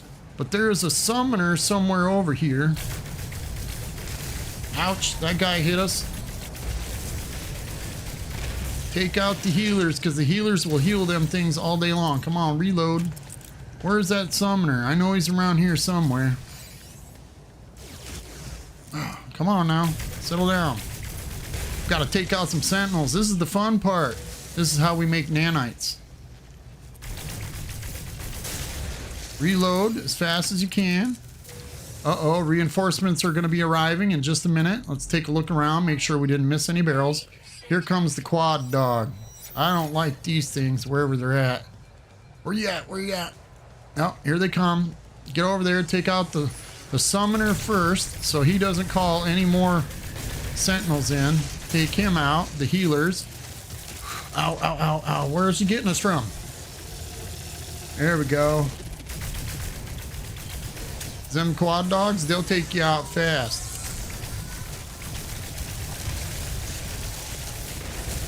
Oh, look at that. Uh-oh, gotta run, gotta run. Woo, we're gonna die, boys and girls, we're gonna die. Run away, run away. Be afraid, be very afraid. See, there was 2 summoners this time. We gotta reload. All right, we gotta wait for our shields up there in the top left. We gotta wait for our shields to recharge. Little sentinels will come inside the building hunting us. There we go. Blast them from inside. Keep them occupied. You know what I'm saying? We can pick up that barrel. There we go. Our shields are now recharging. They're searching for us. Now, if we had that paralysis mortar, you know what? As a matter of fact, I'm going to do that while we're standing in here right now, boys and girls. We're going to put the paralysis mortar in there. We need 2 dihydrogen jelly and 2 hermetic seals. Okay, so what we're going to do is go into our exosuit. Oh, man. I didn't do it fast enough. 2 dihydrogen jellies and 2 hermetic seals. Oh, man. Here we go. Now we can install the paralysis mortar. This is my favorite tool for my weapon. I wasn't fast enough. We should have installed it first. I didn't think we needed it. All right, the sentinels are all calmed down, so we don't have to worry about them. Let's go in here and do what we came here to do, boys and girls. Get off of there. Let's see what it's got to say. Production status, 95% efficiency. The factory was indeed engaged in the production of illegal weaponry, just as the Viking claimed. I should shut down production and see what can be gleaned from their systems. New blueprint accepted. Beginner fabrication. I override the production line, substituting their blueprints for something more harmless. The factory will produce light bulbs, at least for now. I take a copy of the weapon blueprint previously in production, although I cannot understand it. And there we go. So we shut down the production factory. We picked up a blueprint for a better piece of technology. Let's go into our inventory real fast. We picked up this salvage glass. So let's open this up and see what we got from it. We might have got some good stuff. Look, we got a hydraulic wiring, a geodesite. We got a sentinel weapon shard. That'll boost. Oh, look at there. Hold on. Let's take our terrain manipulator, move that out of the way. We need some more expansion slots in this multi-tool. But we got one weapons shard. A sentinel's weapon shard. There we go. I'm getting so excited. Now look, we can put two of those together and that increases the fire rate of our weapon and it takes 6% less reload time. Look at there. We got reload time, fire rate, and damage. So these two together increase our pulse spitter. Oh man, that is so good. Okay, and then we got a sentinel exosuit fragment, which we already got one of those in our exosuit too. So let's take that, put that over there, and let's install this and see what we get. Boop, boop. Yeah, there. So we got 103% life support tanks, 25% shield, and 3% solar panels. Look, we got 24% shield strength and 57% sprint distance. We don't have a shield yet. We need to install shields into our stuff. Look, there's another sentinel weapon shard, which we can't fit into our multi-tool. Man, if we had an extra slot in our multi-tool. So our multi-tool's jammed up. Look, we got a Viking dagger, and we got 350 pugnium. That pugnium can be refined in our backpack refiner. Let's check this out real fast. Where's the pugnium? There it is. Take that, and look at that. 25 pugnium equals 1 nanite. That only gives us 15 nanites. So I don't like refining pugnium, but you can if you're in a tight pinch and need some nanites to buy something. So you guys know that. Here we go. Let's get out of here. Let's get back to our base and talk to our weapons specialist. There's a loot box I missed. Okay, let's take a look around. Oh, look at, there's big blast holes all over the place. Them sentinels are blasting us with the mortars and stuff that they get. They're plasma launchers. I don't see any yellow icons anywhere around here. So we're good with that. Let's go back and jump in our ship. And we're going to head back to the base, boys and girls. Jump in, jump out. Don't forget to make that save before you take off. Here we go. Right back to the base. Look at that. Right across the lake from where we're living. That's pretty nice, right? That's cool. All right. Here we go. We'll come into the landing spot. While we're here, let's do some unload. Oh, that's right. We got that pulse spitter upgrade too. Oh, man. We just run out of room. But what you can do, let's see in our multi-tool. Now we could take a technology out and store it for a little bit. The paralysis mortar we can store, or we could store these. I'm going to wait a little bit until we get a little bit more stuff into our some expansion slots into our multi-tool. So let's jump out. Here we go. Let's run inside, talk to the weapons specialist. This guy almost got us killed. No, I did actually. Scout E-Whiff. I whiff. Yeah, shut down their production, interloper. Perhaps we shall make a Viking of you yet. Yep, we got it done. Excellent work, interloper. Grah, did you obtain any technology of our own? Here, I will decrypt it for you. We shall continue your training. Weapons are nothing without usage, without the glory of righteous war. Look at there, we got ourselves a cadmium drive. That is not a weapon, dude. That is a warp engine for our starship. Steel yourself, interloper. Pirates have discovered our world. Grah! They will provide practice for your weapons. Attack! Grah! Attack! Burn their hives of villainy and sin. Let them know that this is no one's sky but ours. As they tell me of the pirates, the armor begins to shake. I have not seen such passion, such hatred expressed in them from any other being. The armor alerts me to the presence of pirate ships orbiting this world, asking me to go and fight them. Yeah, we're gonna go do that. Grah! Fight well, interloper! Destroy them before they draw more sentinel attention to our homeworld. Alright, so he gave us a cadmium drive. Do we have enough room to install that into our starship? Yes, we do.